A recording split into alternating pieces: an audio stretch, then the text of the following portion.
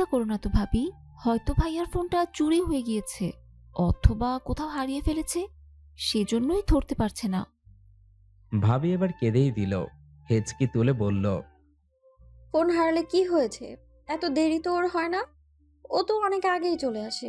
তোর কি মনে হয় ও এখন রাস্তায় রাস্তায় ফোন খুঁজে বেড়াচ্ছে? ভাবির কথার কি উত্তর দিবে বুঝতে পারে না রোদ্রি। আরো কয়েকবার ফোন করে রিদানের ফোনে, কিন্তু না, এবারও রিসিভ হলো না। আমি বরং ম্যানেজার আঙ্কেলকে একটা কল দেই। দে, তাড়াতাড়ি দে। ম্যানেজারের নাম্বারে ডায়াল করার আগ মুহূর্তে রিদানের কল আসে। ভাইয়া ফোন দিয়েছে বলে দ্রুত রিসিভ করে রোদ্রি। প্রচন্ড উৎকণ্ঠ নিয়ে বলে ওঠে রোদ্রি, হ্যালো ভাইয়া, কোথায় তুমি? ফোন ধরছিলে না কেন? কখন আসবে? এত দেরি হচ্ছে কেন? ঠিক আছো তো তুমি ভাইয়া? একসাথে এতগুলো প্রশ্ন শুনে হকচকিয়ে যায় নীরাদ। তবুও নিজেকে স্বাভাবিক রেখে বলে, আপনি একটু শান্ত হন মিস। আপনার নিজের ভাইয়ের ফোনে অন্য মানুষের গলা শুনে বেশ অবাক হয় রোদ্রি। মুহূর্তেই রাগে ধপ করে জ্বলে ওঠে। এতক্ষণে উৎকণ্ঠ মিশ্রিত গলায় মুহূর্তেই রাগী ভাব চলে আসে। এই, কে আপনি? এই চোর নাকি? ভাইয়ার ফোন চুরি করেছেন তাই না? এক মিনিট, আপনি আবার ভাইয়াকে কিডন্যাপ করেননি তো? হ্যাঁ? আরে কি সব উল্টাপাল্টা বকছেন আপনি? মিস্টার রিদান, মানে আপনার ভাইয়ের গাড়ি অ্যাক্সিডেন্ট হয়েছে। কি? ভাইয়া কোথায়? বলতে বলতে কথার মাঝেই কেঁদে দিল রোদ্রি। মেয়েটার এমন হঠাৎ কান্নায় অপ্রস্তুত হয়ে গেল নীরাদ। মেয়েটার কান্না শুনে কেন জানি প্রচন্ড খারাপ লাগছে ওর। সে নিজেও জানে না কেন। নরম গলায় বলল, কাঁদবেন না মিস, আপনার ভাইয়ের কিছু হয়নি, উনি ঠিক আছেন। আপনি বা ওনার ফ্যামিলি কেউ একটু হসপিটালে আসুন। হসপিটালে পৌঁছে তড়িঘড়ি করে দোতলায় ছুটল রোদ্রি। ফোনের লোকটার কথা বলা কেবিনের সামনে এসে দাঁড়ায় সে। একটা লোক, না, লোক বলা উচিত নয়, একটা ছেলে দাঁড়িয়ে আছে উল্টো দিকে ঘুরে ফোনে কথা বলছে। সামনে এগোতেই কিছু কথা কানে এলো ওর। হ্যালো মা, তুমি খেয়ে নাও, আমার ফিরতে দেরি হবে। একটা জরুরি কাজে আছি, তুমি খেয়ে ঘুমিয়ে যাও, নয়তো কিন্তু অসুস্থ হয়ে পড়বে। ওষুধগুলো খেয়ে নিও মনে করে। ওপাশ থেকে কি বলল বুঝতে পারল না রোদ্রি। আমি এসে খেয়ে নেব, তুমি ঘুমিয়ে যেও, জেগে থেকো না। এক্সকিউজ মি, আপনি কি ফোন দিয়েছিলেন? পিছন থেকে কারো মিষ্টি গলার ডাক শুনে ভ্রু উঁচিয়ে পিছনে ফিরে নীরাদ। আচ্ছা রাখছি, শুভরাত্রি। বলে ফোনটা কেটে দেয়। সচেতন দৃষ্টিতে মেয়েটার দিকে তাকায়। মেয়েটার পরনে একেবারেই সাদামাটা একটা সালোয়ার কামিজ, মাথায় ওড়না দিয়ে ঘোমটা দেওয়া, গায়ের রং উজ্জ্বল শ্যামলা, চোখ দুটো লাল হয়ে আছে কান্না করার কারণে। জি, আমি ফোন দিয়েছিলাম। আপনার ভাইয়া কেবিনে আছে। ডক্টরের সাথে কথা হয়েছে আমার। তেমন গুরুতর কিছু হয়নি ওনার। মাথায় হালকা আঘাত পেয়েছে। আর হাতে একটু কেটে গেছে। ব্যান্ডেজ করে দেয়া হয়েছে। আপনারা ভেতরে গিয়ে দেখা করে আসেন। জি আচ্ছা, ধন্যবাদ। ভাইয়ের সাথে দেখা করে ক্যাবিন থেকে বেরিয়ে এলো রোদ্রি। ভাবি এখনো ভিতরে আছে। ডাক্তারের সাথে কথা বলছিল নীরাদ। রোদ্রিকে বের হতে দেখে একবার তাকিয়ে আবারও কথায় মনোযোগী হয়। রোদ্রি ধীর পায়ে যেয়ে নীরাদের পাশে দাঁড়ায়। লোকটাকে তখন কত কিছু বলেছে, অথচ এই লোকটাই ওর ভাইকে হসপিটালে নিয়ে এসেছে। নিজের মধ্যেই একটা অপরাধবোধ কাজ করছে। রোদ্রিকে এভাবে দাঁড়িয়ে থাকতে দেখে নীরাদই বলে ওঠে। কিছু বলবেন? নীরাদের ডাকে ভাবনা থেকে বেরিয়ে আসে রোদ্রি। আমতা আমতা করে সে কি বলবে বুঝে উঠতে পারে না। নীরাদ নিজ শব্দে হাসে। মেয়েটাকে বেশ স্বাভাবিক লাগছে এখন। আপনার ভাইয়াকে বাড়িতে নিয়ে যেতে পারবেন। ঠিকমতো যত্ন নিলেই সুস্থ হয়ে যাবে। আর এই যে, এটা নিন। বলে একটা প্যাকেট বাড়িয়ে দিল রোদ্রির দিকে। রোদ্রি প্যাকেটটা নিয়ে জিজ্ঞাসু দৃষ্টিতে তাকালো। এটার মধ্যে মেডিসিন আছে, সাথে প্রেসক্রিপশনও। টাইমলি খাইয়ে দেবেন। এবার আরো একটু কাঁচুমাচু হয়ে যায় রোদ্রি। এই অসম্ভব ভালো লোকটাকে সে কিনা চোর বলে দিল। আসলে তখনকার কথায় আমি কিছু মনে করিনি। আপনি নিতান্তই বাচ্চা মেয়ে, না বুঝে বলে ফেলেছেন। বাচ্চাদের কথা ধরতে নেই। So it's okay. বলে একটা মিষ্টি হাসি দিল নীরাদ। হাসিটা মিষ্টি হলেও রৌদ্রির কাছে সেটা গা জ্বালানো মনে হলো। লোকটা তাকে ঠান্ডা মাথায় অপমান করে দিল। আপনার আমাকে বাচ্চা মনে হচ্ছে? আপনি কি নিজেকে কোনোভাবে বয়স্ক প্রমাণ করতে চান? ওকে ফাইন, যান, আপনি বাচ্চা নন, একজন বয়স্ক মহিলা। এবার খুশি? রাগে এবার কান্না পেয়ে গেল রৌদ্রির।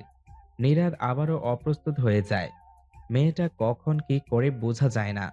যখন তখন কান্না করে, রেগে যায়, আবার স্বাভাবিক হয়ে যায়। সে তো একটু মজা করছিল, কিন্তু মেয়েটা যে সিরিয়াসলি নেবে সেটা বুঝতেই পারে নাই।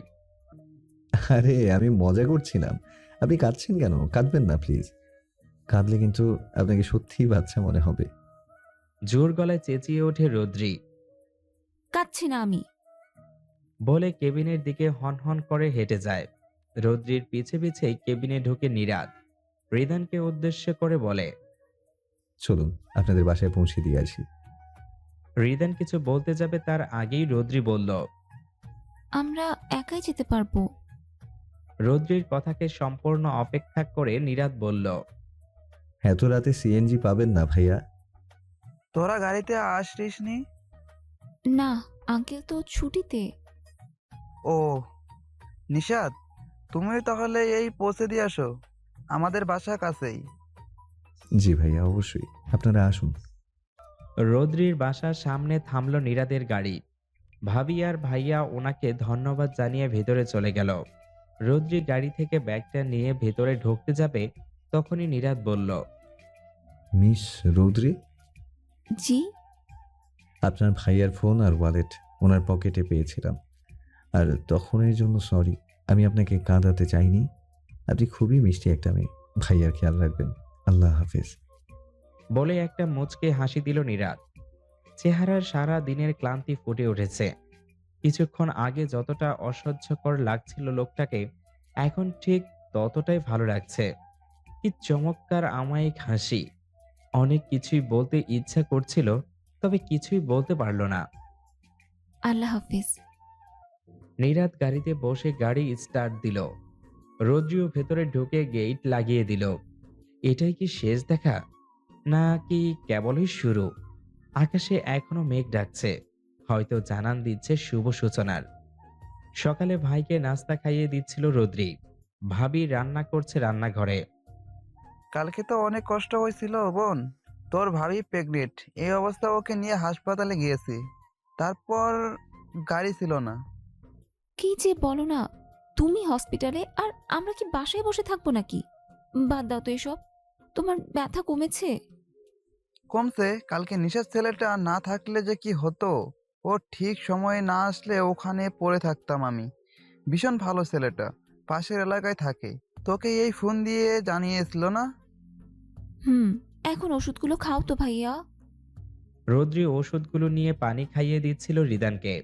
তখনই ফোন বেজে উঠল। ফোনের দিকে তাকিয়ে প্রচন্ড বিরক্তি লাগলেও ভাইয়ের সামনে তা প্রকাশ করল না। মুখে একটা কৃত্রিম হাসি ফুটিয়ে ফোনটা হাতে নিল। ফারহান ফোন করছে? হুম। যা তুই ঘরে যে কথা বল বোন, আমি একটু ঘুমাবো। আচ্ছা। ঘরে এসে দরজা লাগিয়ে দিল রোদ্রি। ফোনটা এখনো অনবরত বেজেই চলেছে। লোকটার সাথে কথা বলতে হবে ভেবেই অসহ্য লাগছে। হ্যালো, আসসালামু আলাইকুম। ওয়ালাইকুম আসসালাম। কেমন আছো জান? দেখুন, আপনাকে আমি এসব বলতে মানা করেছি। আপনার সাথে এখনো বিয়ে হয়নি যে আপনি আমাকে জান ডাকবেন। রাগ করছো কেন জান? বিয়ে হয়নি কিন্তু হয়ে তো যাবে, এবং খুব শীঘ্রই। অসহ্যকর। কথাটা আস্তে বললেও ফোনের এপাশ থেকে ফারহান ঠিকই শুনে ফেলল। এই অসহ্যকর মানুষটাকেই তোমার আজকে সারাটা বিকাল সহ্য করা লাগবে। So be prepared. কথাটা শুনে ভ্রু কুঁচকে এলো রুদ্রির।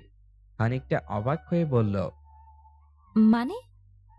মানে দেখা করছি আমরা, তোমাকে নিতে আসবো বিকেলে। রেডি হয়ে থেকো। ইম্পসিবল। আমি যেতে পারবো না, সরি। কেন? ভাইয়া ভাবির অনুমতি না নিয়ে আমি কোথাও যাব না।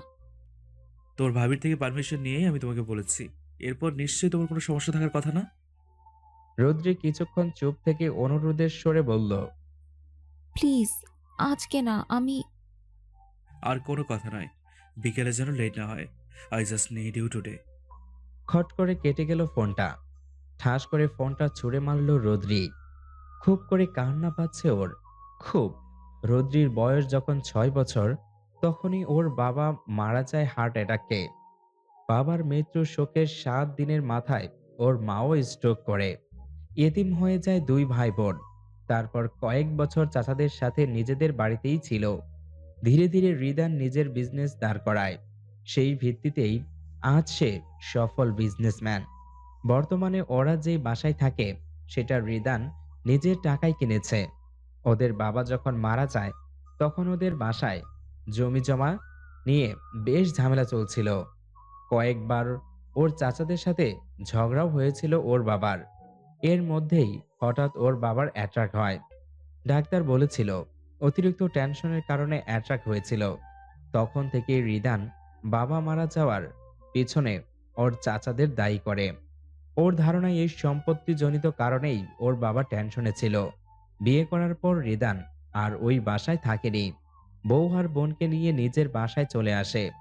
ছোট থেকে এই ভাই রদ্রিকে আগলে রেখেছে। আর ভাবি তো যেন ওর মা। নিজের সন্তানের মতোই আদর করে। ভাই ভাবির উপর কখনোই কোনো কথা বলে না রদ্রি। কখনো বলতে পারবেও না, আর বলতে চায়ও না সে। ফারহান ভাইয়ার বন্ধুর ছোট ভাই, ভাইয়ার পছন্দের ছেলে। রিদান যখন তার মতামত জানতে চেয়েছিল তখন না বলতে পারেনি রদ্রি। তার সাথে বাগদান হয়ে গেছে রদ্রির। হয়তো বিয়েটাও হয়ে যাবে খুব তাড়াতাড়ি। এমন না যে রদ্রি কাউকে ভালোবাসে। ফারহানকে বিয়ে করতে তার কোনো সমস্যাও ছিল না। কিন্তু লোকটা সবার সামনে যতটা ভালো দেখায় সে ততটা ভালো না। সুযোগ পেলেই রদ্রির সাথে অসভ্যতামি করে সে। তার কথাবার্তাও বিশেষ সুবিধার লাগে না রদ্রির কাছে। সন্ধ্যা 6:30 বাজে। গাড়ি নিয়ে বেরিয়েছিল নীরাদ। কোনো উদ্দেশ্য নেই, এমনি ঘুরতে গিয়েছিল। কালকে রাতের পর থেকে ভালো লাগছে না তার। রাতে ঘুমও হয়নি ঠিক মতো। মনের মধ্যে বারবার একটা অদ্ভুত ইচ্ছা জাগছে। কারণটা তার জানা নেই, তবে তার খুব মিস রদ্রিকে দেখতে ইচ্ছে হচ্ছে। রদ্রির বাসার কাছেই একটা জায়গায় গাড়ি থামিয়ে অযথায় দাঁড়িয়ে আছে সে। হঠাৎই একটা গাড়ি থামলো ওদের বাসার সামনে। রদ্রিকে বের হতে দেখে মুখে হাসির রেখা ফুটে উঠল নীরাদের। দ্রুত পায়ে এগিয়ে গেল সে। মিস রৌদ্রি, কেমন আছেন? পাশ থেকে কারো ডাকে চমকে উঠল রদ্রি। চোখ ঘুরিয়ে নীরাদকে দেখে বেশ অবাক হলো। জি ভালো। আপনি এখানে? এসেছিলাম একটা কাজে, আপনার সাথে দেখা হয়ে গেল। বেশ উৎফুল্ল শোনায় ওর গলা। রদ্রি কিছু বলবে তার আগেই ফারহান পাশে এসে দাঁড়ায়। হাত ধরে রদ্রির। রদ্রি ছাড়াতে চায় কিন্তু পারে না। শক্ত করে ধরে আছে ফারহান। বিস্ময়টা চোখ এড়ায় না নীরাদের। কে উনি? উনি কালকে ভাইয়াকে নিয়ে হসপিটালে গিয়েছিল। ফারহানের দিকে হাত বাড়িয়ে দেয় নীরাদ। হাসি মুখে বলে, আমি নীরাদ আহমেদ। ফারহানও হাত মেলায়। আমি Farhan Chowdhury. Nice to meet you. রদ্রিকে জিজ্ঞেস করে, কে হয় উনি আপনার? কাজিন? না, আমার বাগদত্তা। রদ্রির মুখে বাগদত্তার শব্দটি শুনে কিছু সময়ের জন্য নির্বাক হয়ে গেল নীরাদ। তারপর নিজেকে সামলে নিয়ে একটা ভদ্রতার হাসি দিয়ে বলল, ও, কংগ্রাচুলেশনস। বিয়ে কবে আপনাদের? নীরাদের প্রশ্ন শুনে রদ্রিকে আরো কাছে টেনে নিল ফারহান। রদ্রির অস্বস্তি বোধটা খুবই সূক্ষ্মভাবে পর্যবেক্ষণ করলো নীরাদ। মেয়েটা কেমন যেন উসখুস করছে, কিন্তু কেন? সেটা হতে এখনো দেরি নীরাজ সাহেব। তার অনার্স শেষ হওয়ার আগেই সে কিছুতেই বিয়ে করবে না। উত্তরে মৃদু হাসল নীরাদ। বিদায় নিয়ে গাড়িতে উঠে বসল। সিটে হেলান দিয়ে চোখ বুজে রইল। মাথায় শুধু রদ্রির বলা আমার বাগদত্তা কথাটাই ঘুরছে। উনি অন্য কারো ব্যাপারটা ভাবতেই মনটা বিষিয়ে উঠছে। ফারহানের প্রতি রদ্রির আচরণও তাকে ভাবিয়ে তুলছে। মেয়েটা কি বিয়েতে মত নেই, নাকি শুধু সেই সামনে ছিল বলেই লজ্জা পাচ্ছিল? ঘরে এসে ক্লান্ত ভঙ্গিতে বিছানায় গা এলিয়ে দিল রদ্রি। বালিশে মুখ গুজে কিছুক্ষণ পড়ে রইল। লোকটার সামনে কি একটা লজ্জাকর পরিস্থিতিতে পড়েছিল কিছুক্ষণ আগে। ফারহান কিভাবে ধরেছিল তাকে? ওনার সামনে কিছু বলতেও পারছিল না। দরজা ঠেলে মায়ের রুমে ঢুকলো নীরাদ। মনিরা আহমেদ তখন এক মনে তবজি গুনছিল। দরজা খোলার শব্দ শুনে মুখ তুলে তাকালো সে। নীরাদকে দেখে খুশি হলেও পরক্ষণেই মুখে চিন্তার ছাপ ফুটে উঠল তার। ছেলেকে কেমন যেন বিষণ্ণ লাগছে। চোখগুলো লাল হয়ে আছে, চুল উস্কো খুস্কো। আসবো মা? ছেলের ডাকে ধ্যান ভাঙল তার। আয় বাবা। ধীর পায়ে মায়ের পাশে যেয়ে বসল নীরাদ। মনিরা মাথায় হাত বোলাতে বোলাতে বলল, কি হয়েছে বাবা? তো কেমন দেখাচ্ছে কেন? নীরাদ কিছু বলল না। মায়ের কোলে মাথা দিয়ে শুয়ে পড়ল সে। মনিরা বেগমের কপালে চিন্তার ভাঁজটা আরো একটু কুঁচকে এলো। তার ছেলের যে মন খারাপ এটা সে বেশ ভালোই বুঝতে পারল। আদুরে গলায় বললেন, কি হয়েছে বাবা, বল আমাকে। শরীর খারাপ? হুম, আমি ঠিক আছি মা। কিছুক্ষণ চুপ থেকে আবার বলল, আচ্ছা মা, তুমি তো বাবাকে এখনো ভালোবাসো, তাই না? ছেলের মুখে হঠাৎ এই প্রশ্ন শুনে যার পরনেই অবাক হলেন মনিরা। ছেলের সাথে সে অনেকটাই সহজ। নীরাদের যখন 10 বছর বয়স তখনই ওর বাবা মারা যায়। স্বাভাবিক মৃত্যুই হয় ওর বাবার। এরপর আজ 19 বছর হতে চলল ছেলেকে একাই মানুষ করেছেন তিনি। বাসার লোকেরা অবশ্য বলেছিল বিয়ে করতে, কিন্তু প্রথমত ছেলের কথা ভেবে এবং দ্বিতীয়ত তিনি নিজের স্বামীর জায়গা কাউকে দিতে পারবেন না, এই জন্য বিয়ে করেননি মনিরা আহমেদ। স্বামীকে প্রচণ্ড ভালোবাসছেন উনি। হয়তো আজ মানুষটা নেই, তবে ভালোবাসাটা এতটুকু কমেনি। স্বামীর কথা মনে পড়াতে চোখ দুটো ভিজে এলো তার। এক হাতে পানি মুছে স্নিগ্ধ গলায় বললেন, তোর বাবা মানুষটা এমনই, উনাকে ভালো না বেসে থাকা যায় না রে। বড্ড ভালো ছিলেন উনি, আল্লাহর অনেক প্রিয়। নয়তো কি আর আল্লাহ এত তাড়াতাড়ি নিয়ে যান? কিন্তু বাবা তো নেই। ছেলের কথায় মৃদু হাসলেন উনি। তো কি হয়েছে উনি নেই বলে? কি আমি ভালোবাসতে পারবো না? শোন বাবা, ভালোবাসাটা একান্ত নিজস্ব অনুভূতি।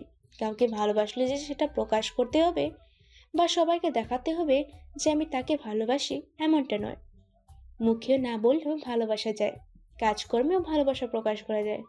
ভালোবাসাটা তো আর চাপিয়ে দেওয়া যায় না, জোর করে আদায় করাও যায় না। এটা আদায় করার মতন বস্তু না। তুই কাউকে ভালোবাসলে বাসবি, সে বাসুক আর নাই বাসুক। এখন বলতো, এসব কথা কেন বলছিস? মায়ের কথা এতক্ষণ মনোযোগ দিয়ে শুনছিলেন নীরাদ। বিষণ্ণ ভরা চেহারাটায় হালকা হাসির রেখা ফুটে উঠেছে। মায়ের কথাগুলো যেন বড্ড প্রয়োজন ছিল এই সময়। না, এমনি। আচ্ছা তুমি থাকো, আমি শাওয়ার নিয়ে আসি, তারপর একসাথে খেয়ে নেব। আচ্ছা যা। ছেলের এড়িয়ে যাওয়াটা বুঝতে পারলেন উনি, তাই আরো বেশি কিছু বললেন না। তবে নীরাদ কথাবার্তার ব্যাপারটায় আঁচ করতে পেরেছেন উনি, এই জন্যই ওর কথাগুলো বললেন। তিনি চায় না তার ছেলে কোনো ভুল সিদ্ধান্ত নিক। বিকেলে হাঁটতে বেরিয়েছে মনিরা বেগম। বাড়ির পাশের একটা পার্কেই ঘুরে ঘুরে দেখছেন উনি। রোজ না হলেও প্রায়ই বিকেলে হাঁটেন উনি। বাড়ির পাশেই এমন একটা পার্ক থাকায় বেশি দূরে যায় না, এখানেই ঘোরাঘুরি করেন। এই দিকটায় গাছপালা বেশি, তাই মানুষ নেই তেমন। হঠাৎই হাঁটুতে প্রচণ্ড টান অনুভব করলেন উনি। এক হাতে হাঁটু চেপে উপুু হয়ে গেলেন। চোখ মুখ ব্যথায় কুঁচকে এলো তার। ঘাসের উপরই বসে পড়বেন তার আগেই পাশ থেকে কেউ এসে ধরল ওনাকে। অস্থির কণ্ঠে বলল, কি হয়েছে আন্টি? আমাকে ধরুন, নয়তো পড়ে যাবেন। পাশে থাকা মেয়েটার হাতটা শক্ত করে ধরলেন মনিরা। মেয়েটা তাকে ধরে ধরে পাশের একটা ব্রেঞ্চে বসালো। আপনার কি হাঁটুতে ব্যথা হচ্ছে আন্টি? হ্যাঁ রে মা, এতদিন ছিল না, আজ হঠাৎ কেন হলো বুঝতে পারছি না। আপনি কার সাথে এসেছেন? আমি তাকে ডেকে নিয়ে আসি, বলুন। আমি একাই এসেছি মা, পাশে আমার বাসা। ও, তাহলে আপনার ব্যথা একটু কমলে বাসায় দিয়ে আসি। মেয়েটার ব্যবহারে রীতিমতো মুগ্ধ মনিরা। চেহারার দিকে তাকিয়ে দেখল বেশ মিষ্টি দেখতে মেয়েটা। নাম কি মা তোমার? জি, আমার নাম রৌদ্রি, এমিলা জাহান রৌদ্রি। বাহ, বেশ মিষ্টি নাম। নামের সাথে তুমি নিজে বেশ মিষ্টি। জবাবে মৃদু হাসল রুদ্রে। মহিলাটার মিষ্টি মেয়ে কথাটা শুনে নীরাদের প্রথম দিন বলা আপনি খুব মিষ্টি একটা মেয়ে কথাটা মনে পড়ে গেল রৌদ্রির। মনিরা বেগমকে বাসায় নিয়ে এসেছে রৌদ্রি। গাড়িতে উঠতে কষ্ট হবে বলে হাত ধরে ধরেই নিয়ে এসেছে ওনার বাসায়।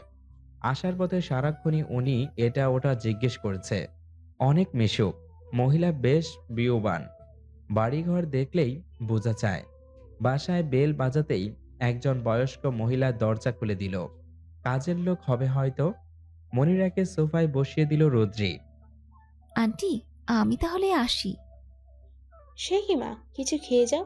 আমার জন্য কতটা কষ্ট হলো তোমার। না না, কষ্ট কেন হবে? আজকে আমি আর কিছু খাবো না। সন্ধে হয়ে যাচ্ছে, বাসায় ফিরতে হবে। আল্লাহ হাফেজ। আচ্ছা, সাবধানে যেও। আল্লাহ হাফিজ। বাসায় এসে ঢুকতেই সোফায় বসা মানুষটাকে দেখে বেশ ভালোই অবাক হয়ে গেল রোদ্রি। সোফায় বসে আছে নীরাদ। বেশ হাস্যোজ্জ্বল ভাবে কথা বলছে তার ভাইয়ের সাথে। উনি এখানে কি করছেন? প্রশ্নটা মাথায় আসলে মুখে বলার আগেই ভাবি পাশ থেকে বলল, তোর ভাইয়াই আসতে বলেছে বুঝলি, ডিনারটা আমাদের সাথেই করতে বলেছে। সেই দিন এত সাহায্য করলো, কিছু না করলে ব্যাপারটা খারাপ দেখায় না? হুম, ভালো করেছো। তোর ফিরতে এত দেরি হলো যে? পরে বলবো নে ভাবি, এখন একটু ফ্রেশ হয়ে আসি। আচ্ছা যা। ভাইয়ের সাথে দেখা করে নীরাদকে সালাম দিয়ে নিজের রুমে চলে গেল রোদ্রি। অন্ধকার রুমে আধশোয়া হয়ে বসে আছে ফারহান, হাতে জ্বলন্ত সিগারেট, পাশেই বিয়ারের কাচের বোতল। আজকাল এসবে তার নেশা হয় না। বোতলের পর বোতল বিয়ার খেয়েও মাতাল হয় না সে। তার চোখ মুখে শুধু একটাই নেশা, আর সেটা হলো রোদ্রির নেশা। রোদ্রিকে কাছে পাওয়ার নেশা সে কিছুতেই কাটাতে পারে না। গত 1 বছর থেকে রোদ্রিকে নানাভাবে কাছে পাওয়ার চেষ্টা করেছে সে, কিন্তু সব চেষ্টাই বিফল গেছে। মেয়েটা অনেক ঘাড়তেরা। সামান্য ছুঁয়ে দিলে এত রাগের কি আছে বুঝতে পারে না সে। বিছানায় না হয় বিয়ের পরেই যাবে। টেবিলে হরেক রকমের খাবার সাজানো। নীরাদ বসে আছে চুপ করে। ভাবির কথায় মনে হচ্ছে সে এগুলো সব নীরাদকে খাইয়ে ছাড়বে। রোদ্রি কোথায় মীরা? রিদানের প্রশ্নে মুখ তুলে তাকায় মীরা। ব্যস্ত কণ্ঠে বলে, ডেকেছি, চলে আসবে। মীরার কথা শেষ হতে না হতেই সিঁড়ি বেয়ে নিচে নামে রোদ্রি। নীরাদ কয়েক সেকেন্ড পলকহীন তাকিয়ে চোখ নামিয়ে নিল। একটা মেয়েকে সাধারণভাবেই এতটা অসাধারণ কিভাবে লাগে? এর আগে যে 2 দিন দেখা হয়েছিল তখন রোদ্রির মাথায় ঘোমটা দেওয়া ছিল, কিন্তু আজ নেই। চুলগুলো হাত খোপা করা। নীরাদের একেবারেই সামনের চেয়ারটায় বসেছে রোদ্রি। রোদ্রির পাশে মীরা। টুকটাক কথা হচ্ছে তাদের মাঝে। মীরা বারবার উঠে এটা ওটা দিচ্ছে নীরাদের প্লেটে। রোদ্রি এক মনে খাচ্ছে। খাওয়ার সময় কথা তার পছন্দ নয়। হঠাৎই নীরাদ বলে উঠল, আপনার বোন তো আমাকে রীতিমতো চোরই বানিয়ে দিয়েছিল ভাইয়া। রোদ্রি স্থির দৃষ্টিতে নীরাদের চোখে চোখ রাখে। লোকটার চোখে দুষ্টামি খেলা করছে, মুখে প্রশস্ত হাসি। কি বলো? রোদ্রি নীরাদকে তুই চোর বলছিস? রৌদ্রের রাগী দৃষ্টির নিক্ষেপ নীরাদের দিকে। আমি কি জানতাম নাকি যে তুমি হসপিটালে? একজনের ফোনে অন্য কারো কণ্ঠ শুনে তো যে কেউ চোর ভাবাটাই খুব স্বাভাবিক, তাই নয় কি? শব্দ করে হেসে ওঠে রিদান ও মীরা। ও একটু বাচ্চামো স্বভাবের, তুমি কিছু মনে করো না। হ্যাঁ, সেটা তো আগেই বুঝেছি। নীরাদ, তুমি তো কিছুই নিচ্ছ না। বলে মীরা আবারও উঠতে গেলে রৌদ্রি থামিয়ে দেয়। তুমি এতবার উঠো না তো ভাবি, আমিই দিচ্ছি। বলে তরকারির বাটি হাতে নেয়, দিয়ে যাচ্ছে। নীরা থামানোর জন্য বেখেয়ালি ভাবে রৌদ্রির হাত ধরে শক্ত করে। রৌদ্রি থেমে যায়, চমকিয়ে নীরাদের দিকে তাকায়। নীরাদ দ্রুত ছেড়ে দেয়। অপ্রস্তুত হয়ে পড়ে দুজনেই। তবে রিদান আর মীরার সামনে কিছু বলে না। খাওয়া শেষে সব গুছিয়ে রাখে রৌদ্রি। নীরাদের দিকে পানি এগিয়ে দেয়। গ্লাস নেওয়ার সময় নীরাদের চোখে স্পষ্ট জলজল করে ওঠে রৌদ্রির অমায়িক আঙ্গুলে পরানো সাদা পাথরের আংটি। মনে মনে দীর্ঘ শ্বাস ছাড়ে সে। রিদানের থেকে কথার ছলে জানতে পেরেছে মাত্র 1.5 মাস আগেই ওর বাগদান হয়েছে। ইস, কেন যে আর কিছুদিন আগে তার সাথে রৌদ্রির দেখা হলো না? হলে হয়তো তার সাথে এই হৃদয়ের অসহ্য দহন যন্ত্রণার সাক্ষাৎ হতো না। দুপুরে ভার্সিটির পর বিকেল পর্যন্ত কোচিং করে তারপর বাড়ি ফিরে রৌদ্রি।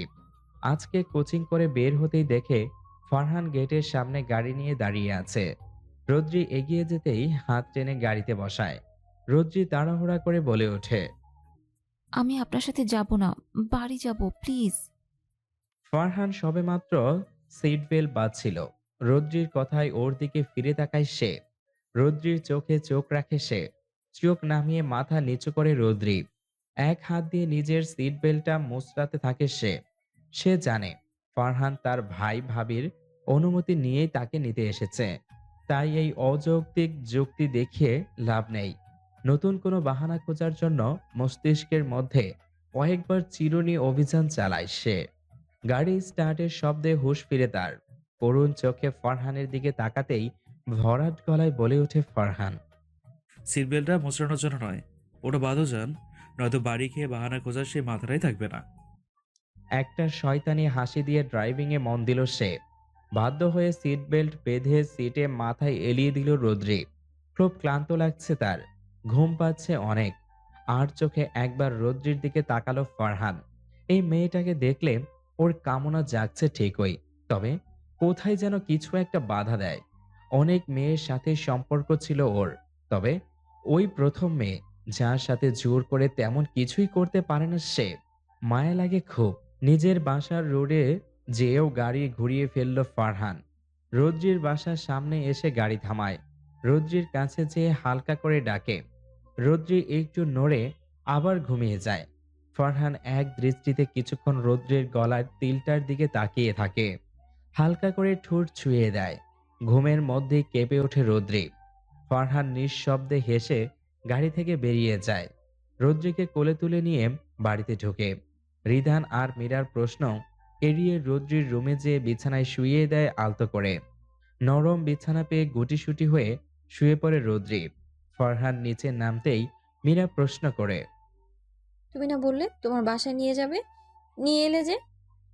গাড়িতেই ঘুমিয়ে গেছে ভাবি, ক্লান্ত লাগছিল দেখে। আজকে রেস্ট নিক, অন্যদিন নিয়ে যাব না। বিদায় জানিয়ে বাসা থেকে বের হয়ে আসে ফারহান। ওকে ঘুমাতে দেখে যে শান্তিটা লাগছে সেটা জোর করে বাসায় নিয়ে যাওয়ার মধ্যে পেত না সে। মেসেজের টুংটাং শব্দে ল্যাপটপ থেকে দৃষ্টি না সরিয়েই ফোনটা হাতে নেয় নিরাত। মেসেজে ঢুকে কপাল কুঁচকে যায় তার। বেশ কিছু ছবি পাঠিয়েছে ইমন। ডাটা কানেকশন স্লো, তাই দেখা যাচ্ছে না ছবিগুলো। এর মধ্যেই আরিফের কল আসে। রিসিভ করে সে। হ্যাঁ আরিফ বলো। স্যার, রত্নী ম্যাডাম আর ওনার প্রিন্সের কিছু ছবি পাঠিয়েছি আপনাকে, দেখেছেন? না দেখিনি এখনো। রৌদ্রি ঠিক আছে? জি স্যার। আচ্ছা ঠিক আছে, তোমার পেমেন্ট পৌঁছে যাবে। আচ্ছা স্যার। খুশি মনে ফোন রেখে দিল আরিফ। ছবি নিয়ে বেশি মাথা ঘামালো না নিরাত। রোদ্রি ঠিক আছে, এটাই যথেষ্ট তার জন্য। ফারহান ছেলেটার উপর ভরসা নেই তার। ফোনটা পাশে রেখে আবারও কাজে মন দিল সে। সন্ধ্যার দিকে ঘুম ভাঙে রোদ্রির। নিজেকে নিজের বিছানায় আবিষ্কার করে বেশ অবাক হয় সে। সে তো ফারহানের সাথে ছিল, তাহলে এখানে কিভাবে এলো? দরজায় নক করার শব্দ হয়। রোদ্রি, উঠেছিস? হ্যাঁ, আসো ভাবি। রুমে ঢুকে লাইট জ্বালায় মীরা। ভাবি, আমি না ওনার সাথে ছিলাম, এখানে কি করে এলাম? রোদ্রির কথায় ওর পাশে বসে মীরা মাথায় হাত বুলিয়ে তখনকার কথা বলে। রোদ্রি অবাকের শেষ পর্যায়ে পৌঁছে যায়। তার ছোট্ট মাথায় একটা প্রশ্নই ঘুরে, অসভ্য লোকটা এত ভালো হলো কেমনে? ফারহান তোর অনেক খেয়াল করে রোদ্রি, দেখবি তুই ওর সাথে অনেক সুখী হবি। তোর ভাই তোর জন্য সঠিক মানুষটাই বেছে নিয়েছে। মীরার কথার জবাবে কিছু বলে না রোদ্রি। ভাবে এই মানুষ দুটাকে সে কিভাবে মানা করত বিয়ের জন্য। রাতের বেলা ফোন নিয়ে বসে নিরাত রোদ্রির ছবিগুলো বের করে অলস ভঙ্গিতে প্রেয়সীকে দেখার প্রবল ইচ্ছা ফুটে উঠেছে তার। সামনে থেকে না হোক, ছবিতে তৃষ্ণা মিটিয়ে নিবে সে। তবে হয় তার উল্টো, মুখে হাসির বদলে মুহূর্তেই চোয়াল শক্ত হয়ে আসে তার। মাথাটা ভারী ভারী লাগে। ফোনটা পাশে রেখে চোখ বন্ধ করে সে রাগ কমানোর চেষ্টা করে। চোখের সামনে রোদ্রিকে চুমু খাওয়ার দৃশ্য ভেসে ওঠে।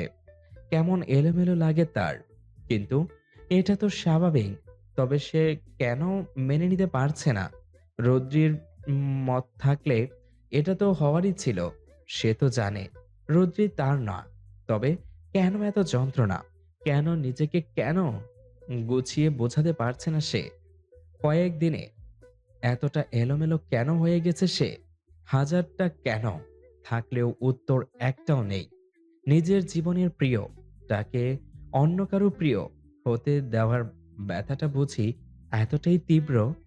চারিদিকে স্নিগ্ধ পরিবেশ, পশ্চিম আকাশে হেলে পড়ছে সূর্য। পড়ন্ত বিকেল বেলা, পার্কের এক কোণে দাঁড়িয়ে আছে নীরাদ। পরনে তার সাদা রঙের টি শার্ট, সাথে কালো ট্রাউজার। এক হাত পকেটে ঢুকিয়ে আরেক হাতে ফোনে স্ক্রল করছে সে। মাঝে মধ্যে চোখ উঠিয়ে মার দিকে নজর রাখছে। একটু দূরেই মনিরা আহমেদ অলস ভঙ্গিতে হাঁটাহাঁটি করছেন। নীরাদকে এক প্রকার জোর করে নিয়ে এসেছেন তিনি।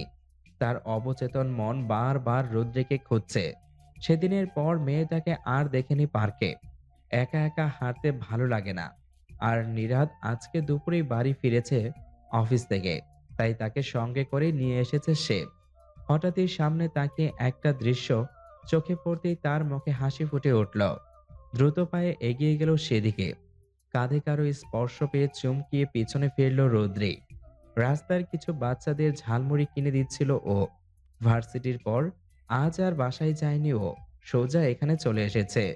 পিছনে তাকিয়ে মনিরাকে দেখে হাসি মুখে সালাম দিল সে। কেমন আছেন আন্টি? আপনার ব্যথা কমেছে? রৌদ্রির ব্যবহারে আজও মুগ্ধ মনিরা আহমেদ। মেয়েটার মধ্যে বিরক্তি নামক শব্দটার অস্তিত্বও নেই। আমি ভালো আছি মা, তুমি কেমন আছো? আলহামদুলিল্লাহ ভালো আছি। আপনি আজকেও একা এসেছেন আন্টি? আবার ব্যথা হলে? আজ আর একা আসেনি মা, আমার ছেলেও এসেছে। ও আচ্ছা। এরই মধ্যে ঝালমুড়িওয়ালা টাকা চেয়ে ব্যাগ থেকে টাকা বের করে দিল রৌদ্রি। বা, তুমি তো বেশ ভালো মা। কজনই বা ওদের সাথে এমন ব্যবহার করে। জবাবে মুচকি হাসল রৌদ্রি। কিছু বলল না। নিজের প্রশংসা শুনলে ওর কেমন যেন অস্বস্তি লাগে। পরিচিত পুরুষালী কণ্ঠে ধ্যান ভাঙে ওর। সামনে নীরাদকে দেখে বেশ অবাক হয়। নীরাদ এক দৃষ্টিতে তাকিয়ে আছে রৌদ্রির দিকে। আজকে 2 দিন পর রৌদ্রির সামনাসামনি দেখলো ও। এতক্ষণে বিরক্তিকর মেজাজটাও কেমন ফুরফুরে হয়ে গেছে। মিস রৌদ্রি, আপনি এখানে? রৌদ্রি কিছু বলবে তার আগেই মনিরা আহমেদ বললেন, তুই ওকে চিনিস নিরান? ওই তো সেদিন আমাকে বাসায় পৌঁছে দিয়েছিল। উনি আপনার মা? ব্যাপারটা বুঝতে কয়েক সেকেন্ড লাগলো নীরাদের। মা সেদিন তাকে একটা মেয়ের কথা বলেছিল, কিন্তু সেটা যে রৌদ্রি তা তো আর সে জানতো না। জি, অনেক ধন্যবাদ আপনাকে সেদিন মাকে সাহায্য করার জন্য। নীরাদ?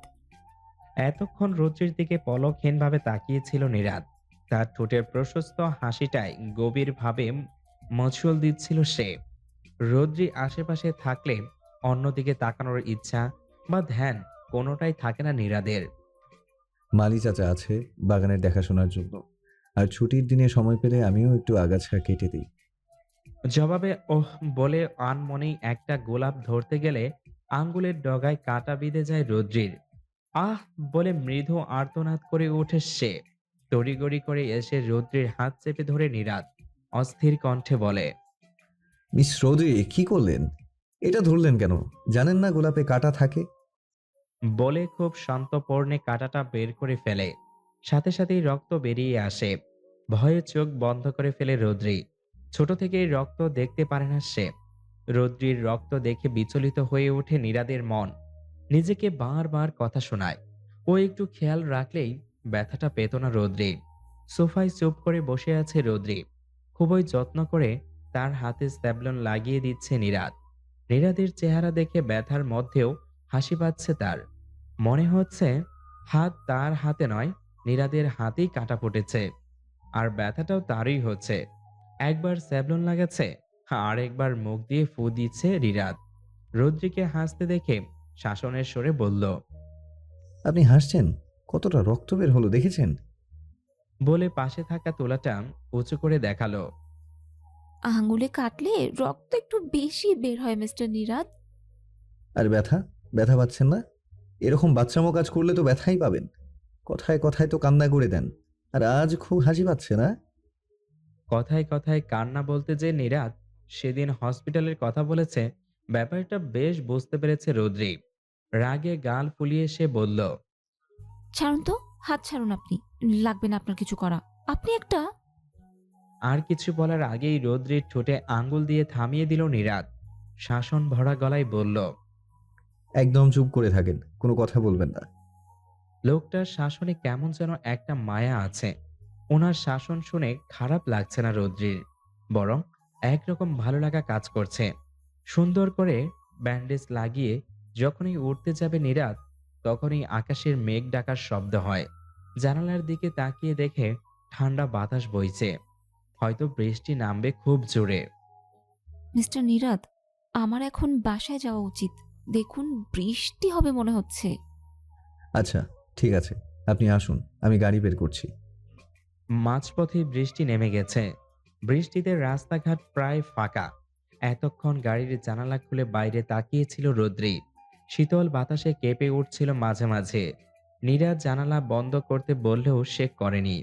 বৃষ্টি শুরু হওয়ার পরও জানালা খোলা রাখায় পানির ছাট এসে ভিজিয়ে দিচ্ছে রৌদ্রিকে। মিস রৌদ্রি, এবার জানালাটা বন্ধ করেন, ভিজে যাচ্ছেন তো। নীরাদের কথায় রৌদ্রির কোনো হেলদোল নেই। বাধ্য হয়ে নীরাদ নিজেই কিছুটা ঝুঁকে যায় রৌদ্রির দিকে। এক হাতে সুইচ চেপে জানালাটা লাগিয়ে দেয়। বিরক্তি নিয়ে মুখ ঘোরাতেই নীরাদকে এতটা কাছে পেয়ে হকচকিয়ে যায় রৌদ্রি। সাথে সাথেই সরে নিজের সিটে বসে পড়ে নীরাদ। কিছু না বুঝেই ফট করে বলে ওঠে রৌদ্রি, আপনি এত আনরোম্যান্টিক কেন? কই বৃষ্টি উপভোগ করবেন, তা না করে জানলাটা বন্ধ করে দিলেন। প্রশ্নটা করে নিজেই বেকুব হয়ে যায় রৌদ্রি। ছি, এটা কি বলল সে?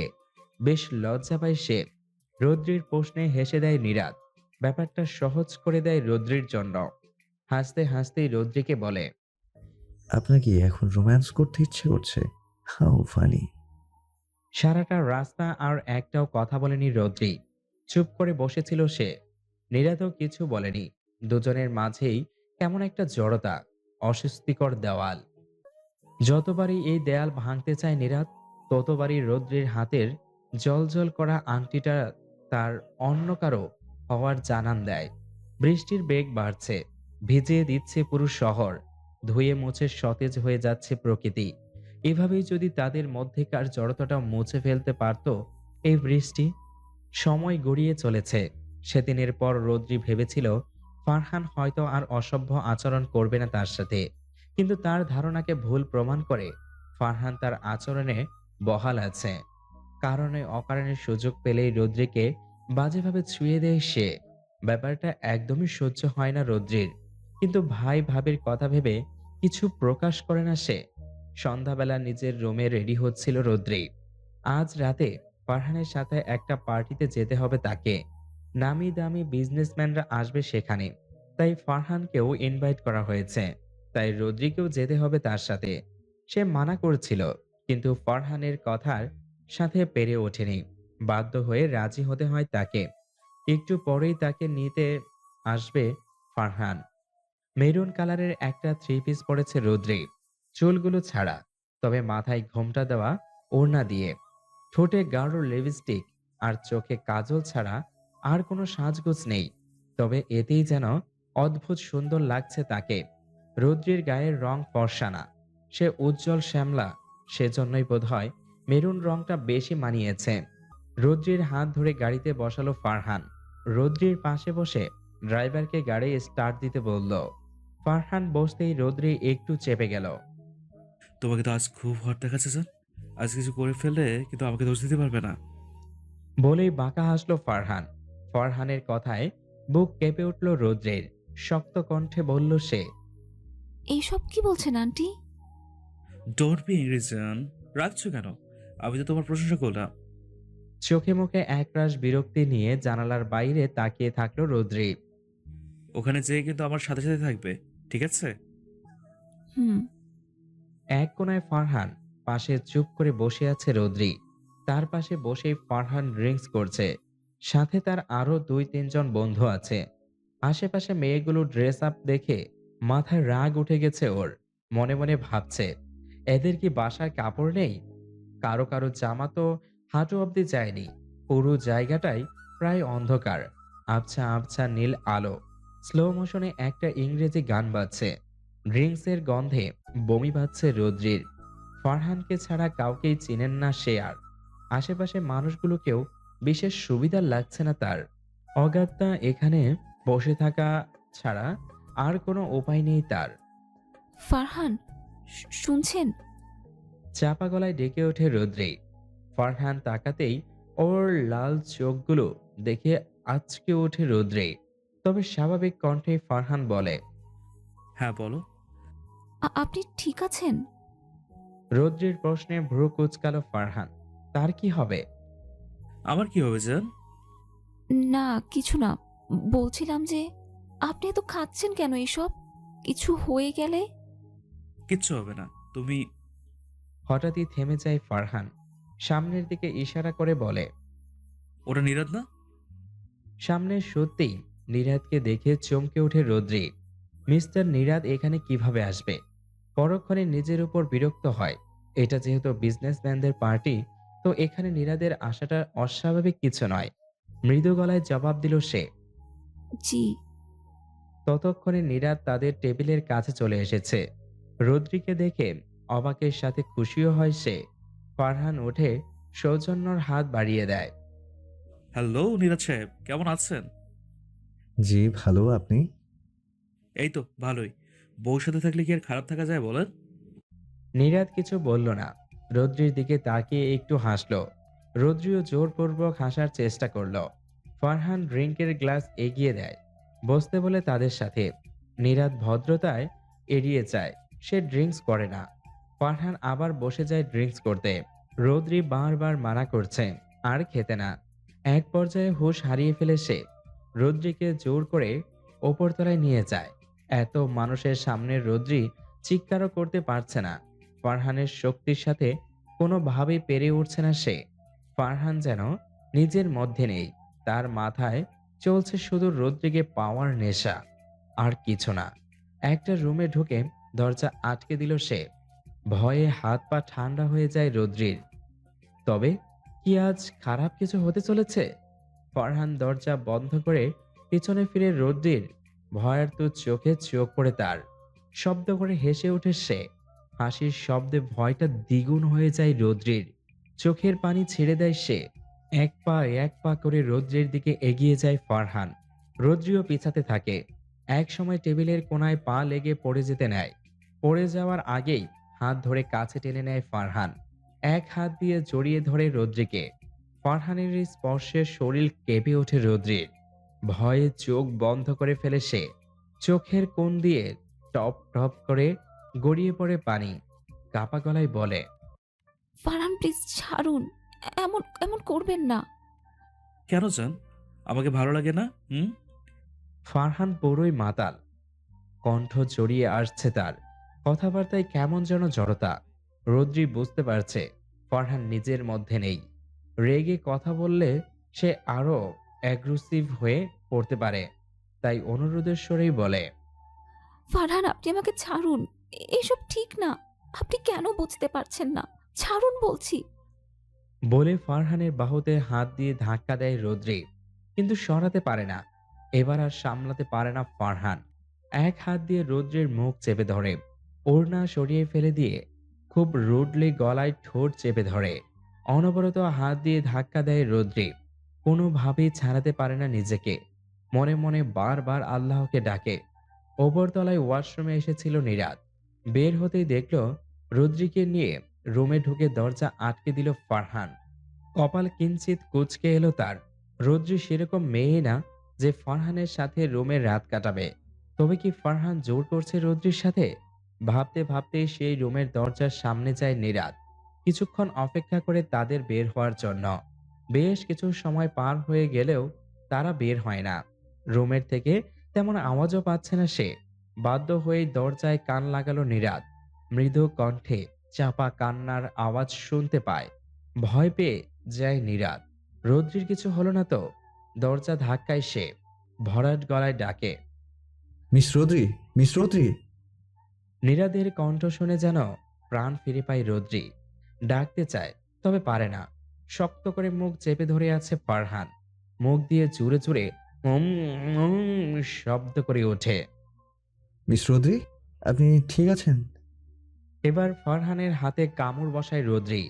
নিরাদ, প্লিজ বাঁচাও আমাকে বলে চিৎকার দেয় সে। ফারহান একবার তাকিয়ে আবারও মুখ ডোবায়।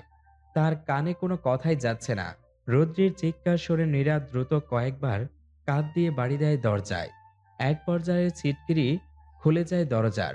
ভিতরে ঢুকে এই অবস্থা দেখে দৌড়ে ফারহানের কলার টেনে রোদ্রির কাছ থেকেই ছাড়িয়ে নেয়। রাগে কপালের রগগুলো ফুলে উঠেছে নিরাদের। ফরহানের নাক বরাবর একটা ঘুষি মারতেই নাক দিয়ে রক্ত বেরিয়ে আসে। এমনি মাতাল ছিল, তার উপর আঘাত পেয়ে অজ্ঞান হয়ে মেঝেতে পড়ে যায় ফারহান। আবারও ফারহানকে মারার জন্য হাত বাড়াতেই আচমকা রৌদ্রি শক্ত করে জড়িয়ে ধরে নিরাদকে। নিরাদের বুকে মাথা রেখে পিঠের দিকের শার্ট খামচে ধরে জোরে শব্দ করে কান্না করে দেয়। অস্থির হয়ে ওঠে নিরাদ। রৌদ্রির কান্না সহ্য হয় না তার।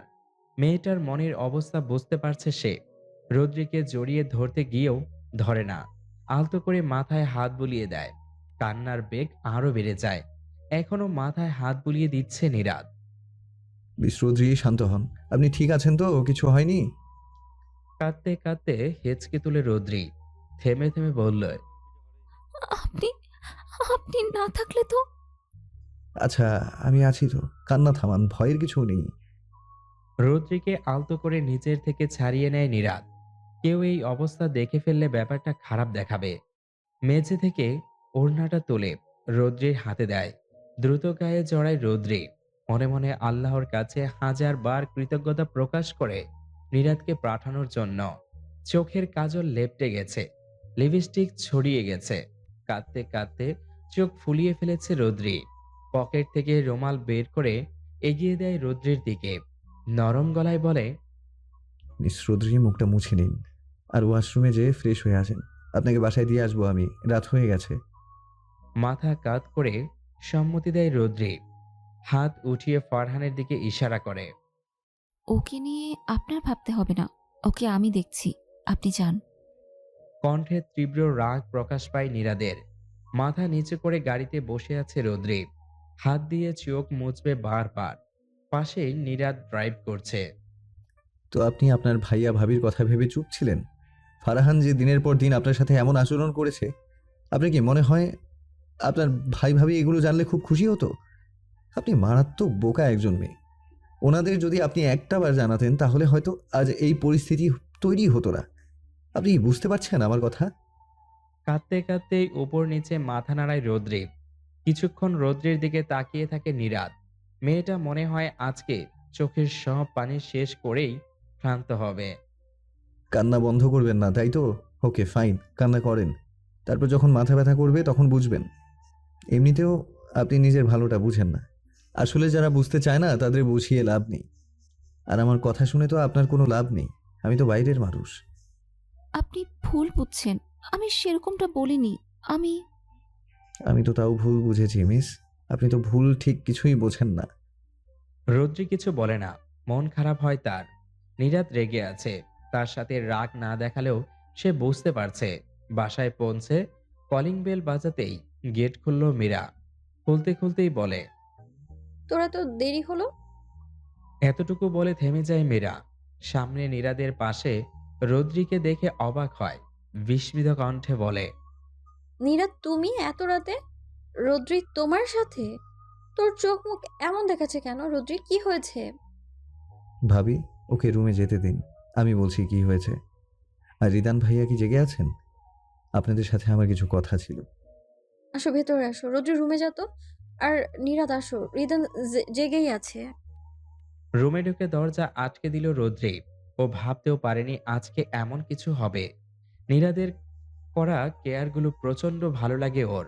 কেমন একটা শান্তি শান্তি লাগে। মনে হয় নীরাদ পাশে থাকলে ওর কোনো খারাপ হতে পারবে না। নীরাদ ওর সাথে খারাপ কিছু হতেও দিবে না। কিছুদিনের পরিচয়, অথচ কত ভরসাপূর্ণ অনুভূতি। জানালা ভেদ করে সকালের রোদ মুখের উপর পড়তেই ঘুম ভেঙে যায় রৌদ্রির। চোখ মুখ কুঁচকে পাশ ফিরে শোয় সে। কাল রাতে মাথা ব্যথার কারণে তাড়াহুড়া করে শুয়ে পড়েছিল, তাই হয়তো পর্দা লাগাতে ভুলে গিয়েছিল। নীরাদের কথা অনুযায়ী সত্যি কালকে কান্না করার ফলে প্রচণ্ড মাথা ব্যথা উঠেছিল তার। উঠে গিয়ে ওষুধ খাওয়ার শক্তি ছিল না। ঘোরের মধ্যেই কখন ঘুমিয়ে গিয়েছিল মনে নেই। মাইগ্রেনের সমস্যা আছে রোদ্রির, তবে এখন একটুও ব্যথা নেই। বেশ হালকা লাগছে তার। আড়মোড়া ভেঙে উঠে পাশের টেবিলে চোখ পড়তেই দেখল সেখানে মাথা ব্যথার ওষুধের পাতা রাখা। হাত বাড়িয়ে নিতেই দেখল একটা ওষুধ নেই। মাথা ব্যথা করছে, প্রশ্নটা মাথায় থেকে গেল ওর। ধীর পায়ে ভাইয়ের রুমে ঢুকলো রুদ্রি। কেমন যেন অপরাধবোধ কাজ করছে। মনে হচ্ছে সে খুব করে একটা ভুল করে ফেলেছে। এখানে বসো। বলে নিজের পাশে ইশারা করে রিদান। ভাইয়ের মুখে তুমি সম্বোধন শুনে প্রচন্ড খারাপ লাগে রুদ্রির। মৃদু কণ্ঠে বলে, ভাইয়া তুমি রেগে আছো? রুদ্রির কথায় নড়েচড়ে বসে রিদান। রাগ ঝেড়ে একেবারে শান্ত কণ্ঠে বলে, আমি রাগী আর যাই করি তাতে কি তোমার কিছু আসে যায় না? তুমি কি আমাদের আদৌ আপন ভাবো? রিদানের শান্ত কণ্ঠেও চরম অশান্ত হয়ে ওঠে রুদ্রির মন। ভাইয়া প্লিজ এভাবে বলো না। ভাবি তুমি তো বোঝো অ্যাটলিস্ট। চোখ দিয়ে এক ফোঁটা পানি গড়িয়ে পড়ে তার। রিদান আর রাগ ধরে রাখতে পারে না। উঠে যেয়ে রুদ্রির মাথায় হাত রাখে। এক হাত দিয়ে চোখ মুছিয়ে দেয়। নরম স্বরে বলে, তুমি যদি আমাকে একবারও বলতে বোন যে ফারহানকে তোর ভালো লাগে বা ও তোর সাথে মিসবিহেভ করে, তাহলে তোদের বিয়ে তো দূর, আমি ওর ছায়াটাও তোর উপর পড়তে দিতাম না। আমার কাছে তোর ভালো থাকাটা জরুরি বোন। কাল জলদি নিরাত না থাকতো তাহলে কি হতো একবার চিন্তা করেছিস? নিরাত যদি কালকে আমাকে আর মীরাকে সব খুলে বলছে, তুই তো কখনোই সংকোচের জন্য বলতে পারতি না। কথাগুলো বলে থামল রিদান। খুব আদরের বোন তার, কখনো চোখে পানি আসতে দেয়নি। আচ্ছা বাদ দাও এসব কথা রিদান। আর রোদ্রি, তুইও এসব নিয়ে আর কোনো চিন্তা করবি না। তোদের বিয়েটা রিদান ভেঙে দিয়েছে। আর এখন নিচে চলো দুই ভাই বোন, নাস্তা দিচ্ছি আমি। বলে নিচে চলে গেল মীরা। রুদ্রি নিচে নেমে রান্নাঘরে ঢোকে। দেখে মীরা খাবার বাড়ছে। মীরার পাশে যেয়ে দাঁড়ায় সে। পাশ থেকে একটা পাত্রে পানি বসায় চুলায়। উদ্দেশ্য চা বানানো। তোর মাথা ব্যথা কমেছে নাকি এখনো আছে? রুদ্রি এবার আশ্বস্ত হয়। সে ভাবি ওষুধ খাইয়ে দিয়েছে। না নেই। তুমি ওষুধ খাইয়ে দিয়েছিলে তাই না রাতের বেলা? আমি দেইনি। নীরদ ওষুধ নিয়ে গিয়েছিল তো তোর রুমে। বললো তোর নাকি মাথা ব্যথা, তুই জেগেছিলি না? না। ও, ছেলেটা হয়তো ঘুমের মধ্যে তুলে খাইয়ে দিয়েছে। তুই টেবিলে আয়, চা আমি বানিয়ে দিচ্ছি। না হয়ে গেছে, আমি আসছি। নীরাদের কথা ভেবে আনমনেই হেসে ওঠে রুদ্রি। লোকটা যে কেন ওর এতটা কেয়ার করে বুঝেও বুঝতে পেরেও বুঝতে চায় না রুদ্রি। কিছু কিছু জিনিস হয়তোবা না বোঝাই ভালো। হসপিটালের বেডে শুয়ে আছে ফারহান। অবস্থা বেশি ভালো না তার। সবাই জানে মাতাল অবস্থায় ড্রাইভ করে অ্যাক্সিডেন্ট হয়েছে তার। কিন্তু আসল ব্যাপারটা এইটা না। নীরাদের লোকেরা তাকে আগেই একটা গোডাউনে নিয়ে গিয়েছিল। গতকালকে রৌদ্রির বাসা থেকে বেরিয়ে ফারহানের কাছে যায় নীরাদ। বেধড়ক মারে তাকে। নিজের রাগ মিটিয়ে তবেই ক্লান্ত হয়। এক পর্যায়ে ফারহানের অবস্থা বেশি খারাপ হয়ে গেলে কয়েকজন মিলে আটকায় তাকে। তারপর নীরাদের নির্দেশে অ্যাক্সিডেন্ট কেস সাজিয়ে হসপিটালে দিয়ে আসে। নীরাদের এমন রাগী রূপটা খুব কম মানুষই দেখেছে। অযথা অকারণে সে কখনো রেগে যায় না। অফিসে নিজের রুমের চেয়ারে গা এলিয়ে বসে আছে নীরাদ। চোখের মণিগুলো সহিরভাবে ফোনের স্ক্রিনে আটকে আছে। স্ক্রিনে ভাসছে রৌদ্রির ঘুমান্ত একটি ছবি। স্লাইড করে পরের ছবিটা দেখেই হাসল নীরাদ। তার বুকের রৌদ্রির মাথাটা পরম যত্নে রাখা। গতকাল রাতে যখন রৌদ্রিকে তুলে ওষুধ খাইয়েছিল তখনই ছবি দুটো তুলেছিল সে। ভাগ্যিস মেয়েটা ঘুমিয়েছিল, নয়তো আর ছবি তুলে মুহূর্তটা স্মৃতিতে বন্দী করে রাখতে পারত না। ফোনটা বন্ধ করে পাশে রাখলো। কাজে মন দিতে পারছে না সে। এক হাত দিয়ে মাথার চুল চেপে ধরল নীরাদ। রৌদ্রি নামক ব্যক্তিটা আবারও মাথাচাড়া দিয়ে উঠছে প্রবলভাবে। ভালোবাসা শব্দটা খুব ছোট হলেও এর অনুভূতির বিস্তার প্রকাশ করা সম্ভব নয়। ভালোবাসার অনুভূতি কেবল সেই বোঝে যে সত্যিকারই অর্থে ভালোবাসতে পারে। গত কয়েকদিনে নীরাদ আর রৌদ্রির মধ্যেকার সম্পর্কটা বেশ সহজ হয়ে উঠেছে। এখন সংকোচের পাহাড় সমান দেওয়ালটা নেই তাদের মাঝে। প্রায়ই নীরাদের বাসায় আসা যাওয়া করে রৌদ্রি। মনিরা আহমেদের সাথে বেশ ভালো সম্পর্ক হয়ে উঠেছে তার। এমনকি মীরাও মাঝে মাঝে রৌদ্রির সাথে নীরাদের বাসায় যায়। একসাথে তিনজনের সময়টা বেশ ভালোই কাটে তাদের। আজ ভার্সিটিতে পরীক্ষা ছিল রৌদ্রির, ফাইনাল পরীক্ষা ছিল, তাই পড়াশোনার চাপটাও একটু বেশিই ছিল। এই কয়েকদিন দম ফেলার সময় পায়নি। বেশ রিল্যাক্স মোডে ভার্সিটি থেকে বের হলো রৌদ্রি। বের হতেই মুখে বিরক্তির ছাপ দেখা দিল তার। আশেপাশে কোথাও ড্রাইভার আঙ্কেলকে পেল না সে। বেশ গরম পড়েছে আজকে। সূর্যের তাপ মনে হয় আজ একটু বেশিই। তাকে কি কেউ নিতে আসেনি নাকি? খোঁজাখুঁজি শেষে আবার মেইন গেটের সামনে আসতেই কপাল কুঁচকে চোখ ছোট ছোট করে ফেলে রৌদ্রি। সামনে নীরাদকে দেখে দ্রুত পায়ে এগিয়ে যায়। নীরাদ তখন উল্টো দিকে ফিরে কানে ফোন লাগিয়েছিল। মিস্টার নীরাদ, আপনি এখানে? রৌদ্রির কথায় দ্রুত পিছনে ফিরে নীরাদ কান থেকে ফোনটা নামিয়ে অস্থির কণ্ঠে বলে, মিস রৌদ্রি, আপনাকে কতবার ফোন করলাম, ফোন কোথায় থাকে আপনার? রিসিভ করছিলেন না কেন? কই গিয়েছিলেন? আপনাকে না পেয়ে কতটা টেনশনে পড়ে গিয়েছিলাম জানেন? নীরাদের এক ঝাঁক প্রশ্ন শুনে হকচকিয়ে যায় রৌদ্রি। পরক্ষণেই ভেতরে ভেতরে হেসে ওঠে। নীরাদ তার জন্য কত টেনশন করে। আসলে আমি ড্রাইভার আঙ্কেলকে খুঁজতে একটু ওই দিকটায় গিয়েছিলাম। ভাবলাম উনি হয়তো নিতে আসেননি, তাই চলে আসলাম আর কি। বলে একটা বোকা বোকা হাসি দিল রৌদ্রি। আঙ্কেল আসবেন না, আমি নিতে এসেছি আপনাকে। আজ নাকি আপনার পরীক্ষা শেষ, তাই মা আমাদের বাসায় নিয়ে যেতে বলেছে। আপনার ভাবিও ওখানেই। এই নিন, আপনার ভাবির সাথে কথা বলে নিন। বলে রৌদ্রির দিকে ফোনটা এগিয়ে দিল নীরাদ। ফোনটা কানে দিয়ে হ্যালো বলতেই ওপাশ থেকে ব্যস্ত ভঙ্গিতে কথা শোনা গেল মীরার। হ্যালো রোদ্রি, তুই নীরাদের সাথে চলে আয় বাসায়, ওদের বাসায়। চাচি আর আমি মিলে রান্না করছি, তুই চলে আয় তাড়াতাড়ি, ঠিক আছে? বেশ উৎসুক শোনায় মীরার গলা। আসছি। গাড়ির সামনের অংশ খুলে চিন্তিত চেহারায় বারবার কি যেন করছে নীরাদ। এমন একটা সময় গাড়িটা কিভাবে নষ্ট হলো বুঝতে পারছে না সে। কিছুতেই স্টার্ট হচ্ছে না। পাশেই মাথায় ঘোমটা টেনে দাঁড়িয়ে আছে রৌদ্রি। গরমে শেষ সে। সকালে যে কেন চুলগুলো বেঁধে আসেনি, বারবার ওড়না দিয়ে ঘাম মুছছে। রৌদ্রির দিকে ঘুরে খানিকটা ইতস্তত গলায় নীরাদ বলল, রিকশায় যেতে পারবেন? গাড়িটায় কি সমস্যা হলো বুঝতে পারছি না। রৌদ্রি তাকালো নীরাদের দিকে। রিস্কায় যেতে ওর সমস্যা নেই। ও প্রায়ই রিস্কায় আসা যাওয়া করে। কিন্তু নীরাদের সাথে এক রিস্কায় যেতে হবে, তাই একটু অস্বস্তি হচ্ছে। জি, রিকশায়? হুম, গরমে অসুস্থ হয়ে যাবেন তো, ঘেমে যাচ্ছেন, তাই বললাম। নীরাদকে গভীরভাবে কয়েক সেকেন্ড খেয়াল করতেই রৌদ্রি দেখল ওনারও টি শার্ট অর্ধেক ভিজে গেছে। অতিরিক্ত ফর্সা হওয়ায় চেহারাটা হালকা লাল হয়ে গেছে। কপালে গলায় ঘাম চিকচিক করছে রোদে। হাতের ঘন লোমগুলো ঘেমে লেপ্টে আছে শরীরের সাথে।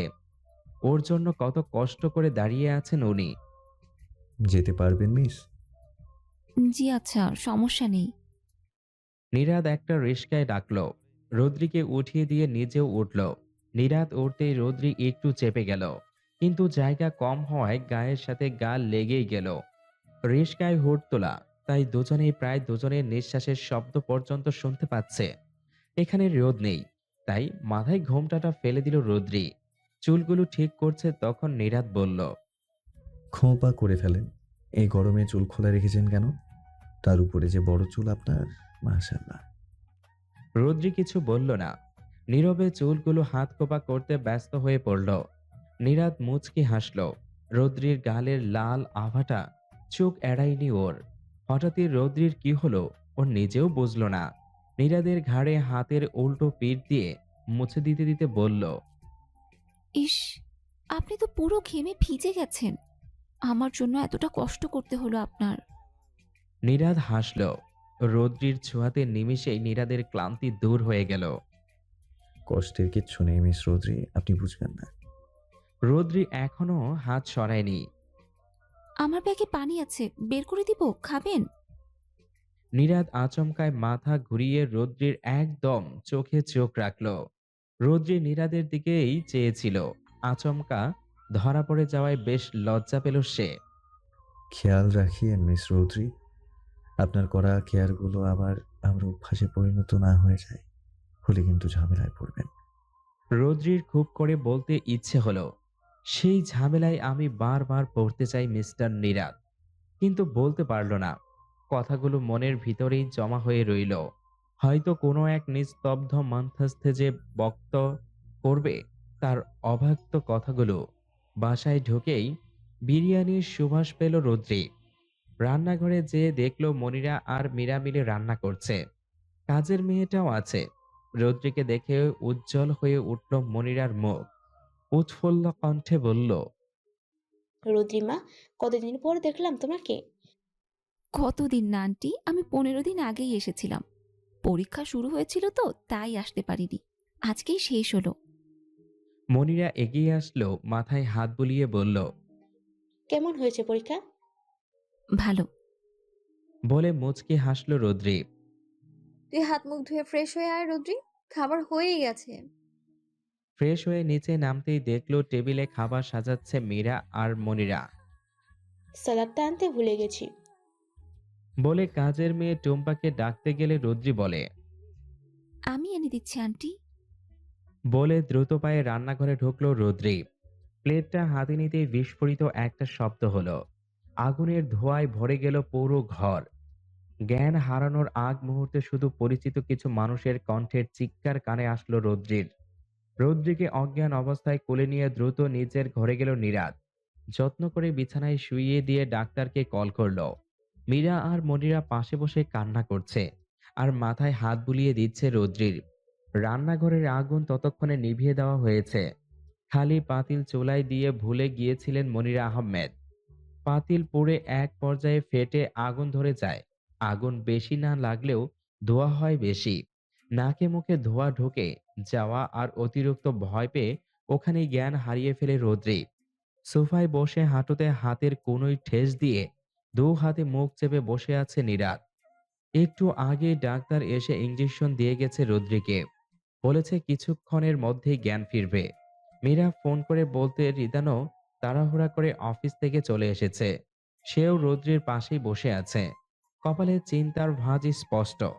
সবাই রৌদ্রির প্রতি ভালোবাসাটা প্রকাশ করতে পারলেও নীরাদ পারছে না সে রৌদ্রিকে খুব শক্ত করে জড়িয়ে ধরতে।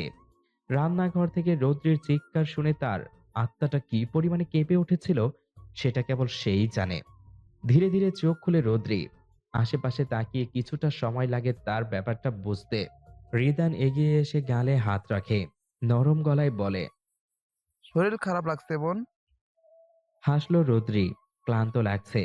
বিছানায় হেলান দিয়ে বসলো সে। রুদ্রিমা, আমার জন্য তোমার আজকে এত বড় একটা বিপদ হতে গিয়েছিল, আমাকে মাফ করে দিও। আরে আপনি কি সব বলছেন আন্টি? আপনার জন্য কেন হবে? এটা জাস্ট একটা অ্যাক্সিডেন্ট। জি চাচি, আপনাকে কতবার বললাম আপনি নিজেকে দোষারোপ করবেন না প্লিজ। কথার মাঝেই রৌদ্রির দিকে স্যালাইন মেশানো পানির গ্লাস এগিয়ে দিল নীরাদ। মৃদু কণ্ঠে বলল, এটা খেয়ে নিন, পুরোটা শেষ করবেন।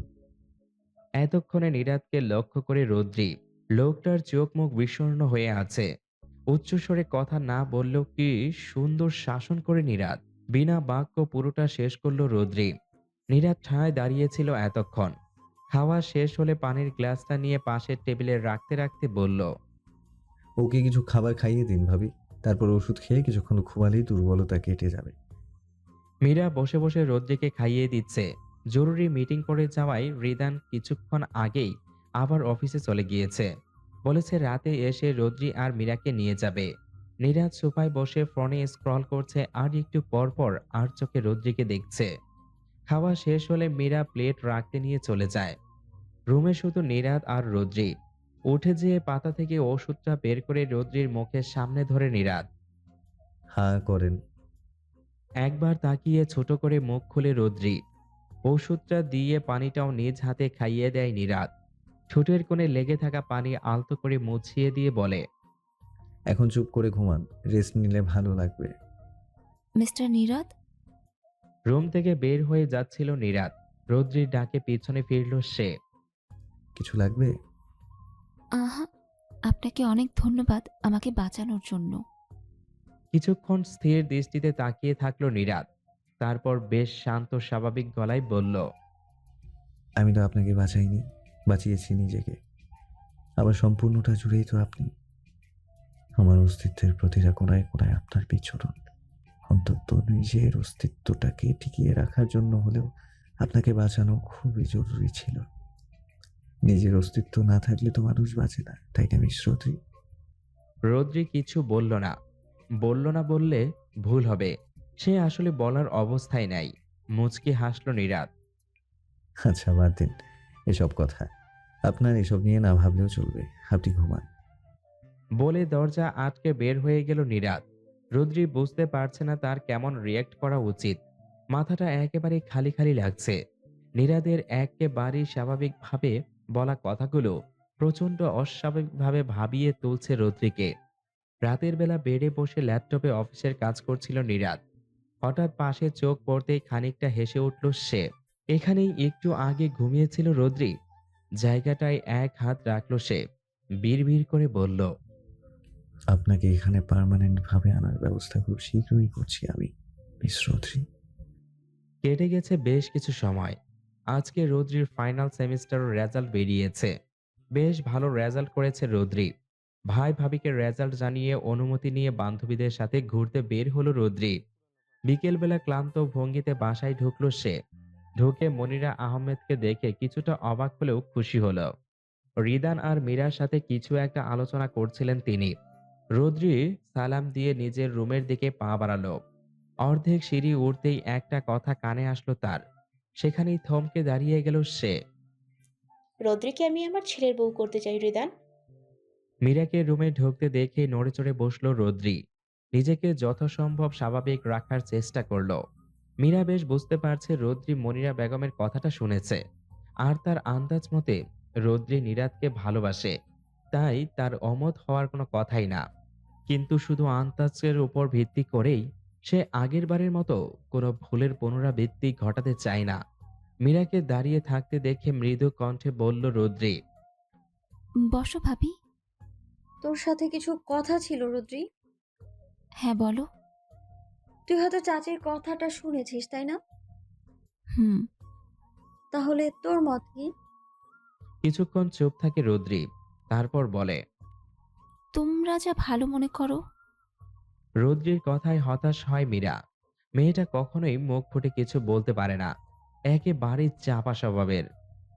দেখ রুদ্রি, বিয়েটা হবে তোর আর নীরাদের, সংসার করবি তোরা, সেখানে তোর মতটা তো সবচেয়ে বেশি গুরুত্বপূর্ণ। তোর যদি আপত্তি থাকে তাহলে বল, আমি এক্ষুনি চাচিকে মানা করে দিব।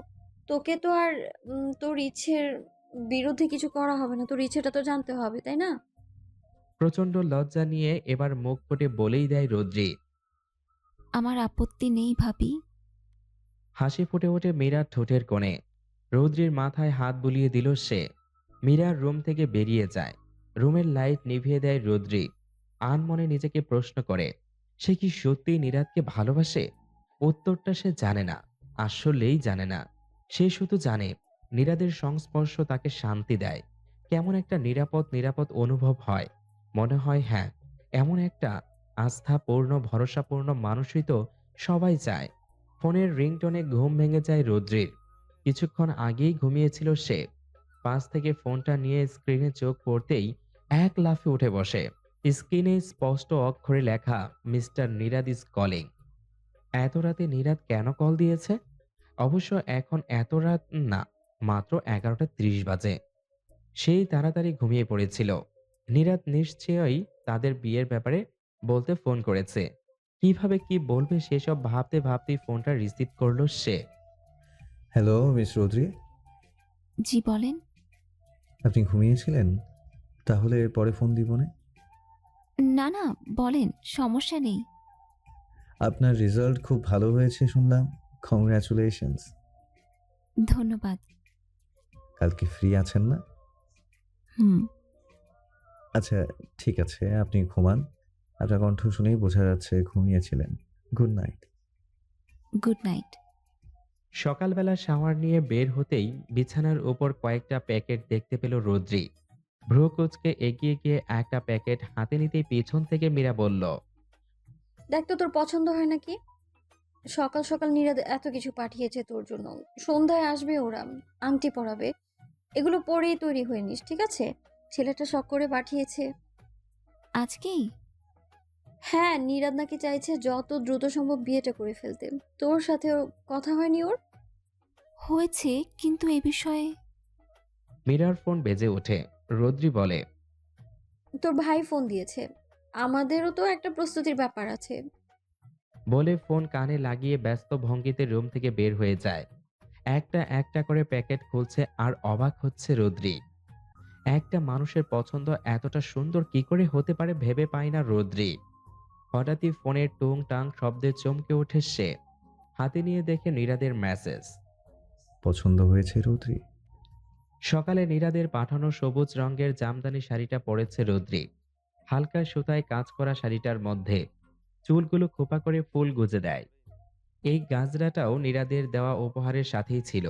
কানে আর গলায় হালকা স্বর্ণের গহনা আর মুখে হালকা সাজ। সচরাচর শাড়ি পরা হয় না রোদ্রির, তাই শাড়ি সামলাতে বেশ ঝামেলায় পোহাতে হচ্ছে।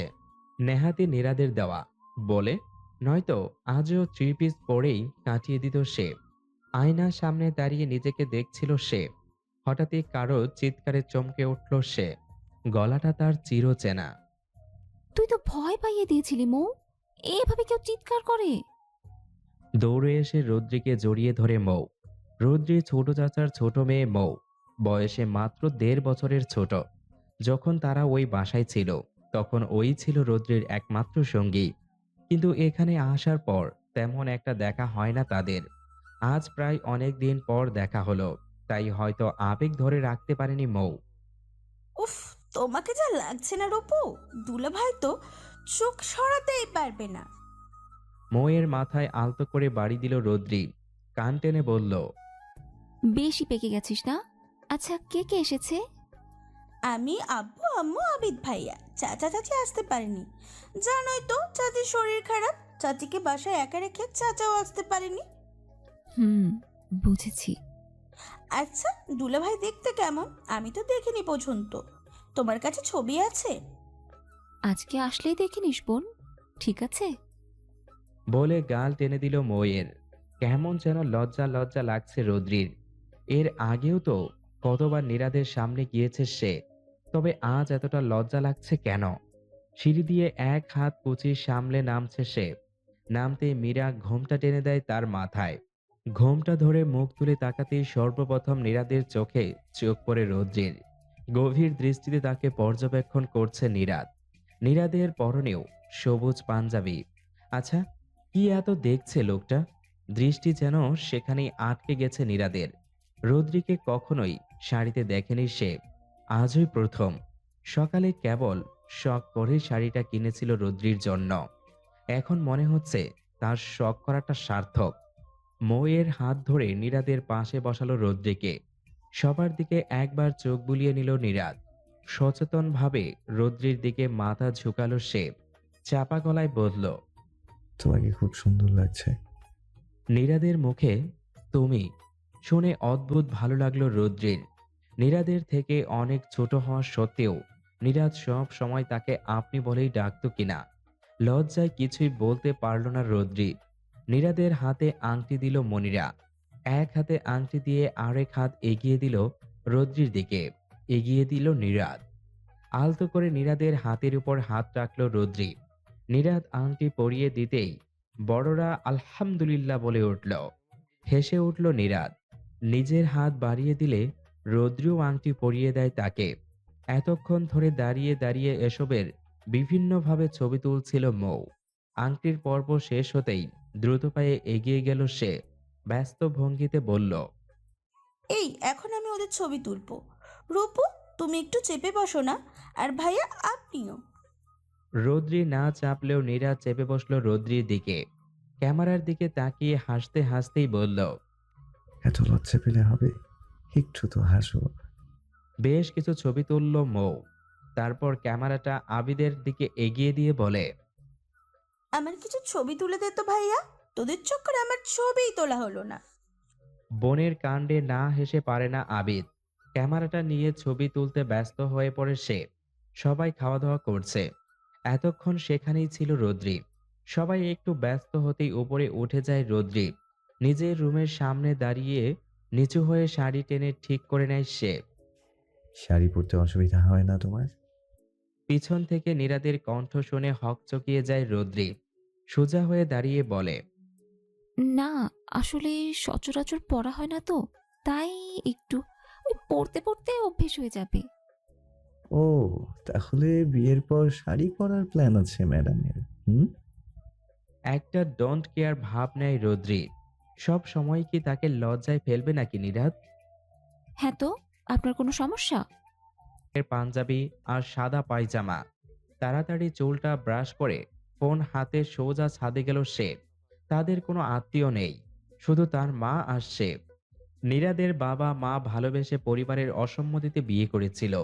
তারপর থেকেই তাদের সাথে পরিবারের কোনো কারোর সম্পর্ক নেই। ছাদে যে লাইটিং এর কাজ দেখছিল নীরাদ। রৌদ্রির যেহেতু জমকালো পছন্দ নয়, তাই হালকা আলোয় ছাদটাকে স্নিগ্ধ করে তোলার প্রচেষ্টা। হলুদ এর রং আর সাদা পাড় দেওয়া একটা শাড়ি পরেছে রৌদ্রি। পরনের গহনাগুলো গোলাপ ফুলের, আর্টিফিশিয়াল ফুল নয়, একদম তাজা ফুল। হলুদ শাড়ির সাথে লাল গোলাপের গহনাগুলো যেন একটু বেশি মানিয়ে গেছে। নিজেকে আয়নায় দেখে মৃত হাসল রৌদ্রি। তার আজকে হলুদ, তাও আবার নীরাদের সাথে ভাবতেই কেমন অবাক লাগছে। হয়তো কয়েকদিন আগেই আকস্মিকভাবে তার সাথে নীরাদের দেখা হয়েছিল। জীবনের অতি আকাঙ্ক্ষিত অধ্যায়গুলো মনে হয় এমন হঠাৎ করেই হয়। নীরাদের বাসায় ঢুকতেই মনিরা এগিয়ে আসলো। মুগ্ধ নয়নে কিছুক্ষণ তাকিয়ে থেকে বলল, মাশাল্লাহ, তোমাকে খুব সুন্দর লাগছে মা। মনিরার কথা শেষ হতে না হতেই মৌ ফট করে বলল। আরে আন্টি, আপনার ছেলের পছন্দ আছে বুঝলেন। রৌদ্রি থতমত খেয়ে মৌয়ের দিকে তাকালো। এই মেয়েটা যে কি! মৌয়ের কথায় শব্দ করে হেসে দিল সবাই। এই ফুলগুলো নিচে রেখে আসো, আর তারগুলো সরাও, দেখতে বাজে লাগছে। আর এতটুকু বলেই থেমে গেল নীরাদ।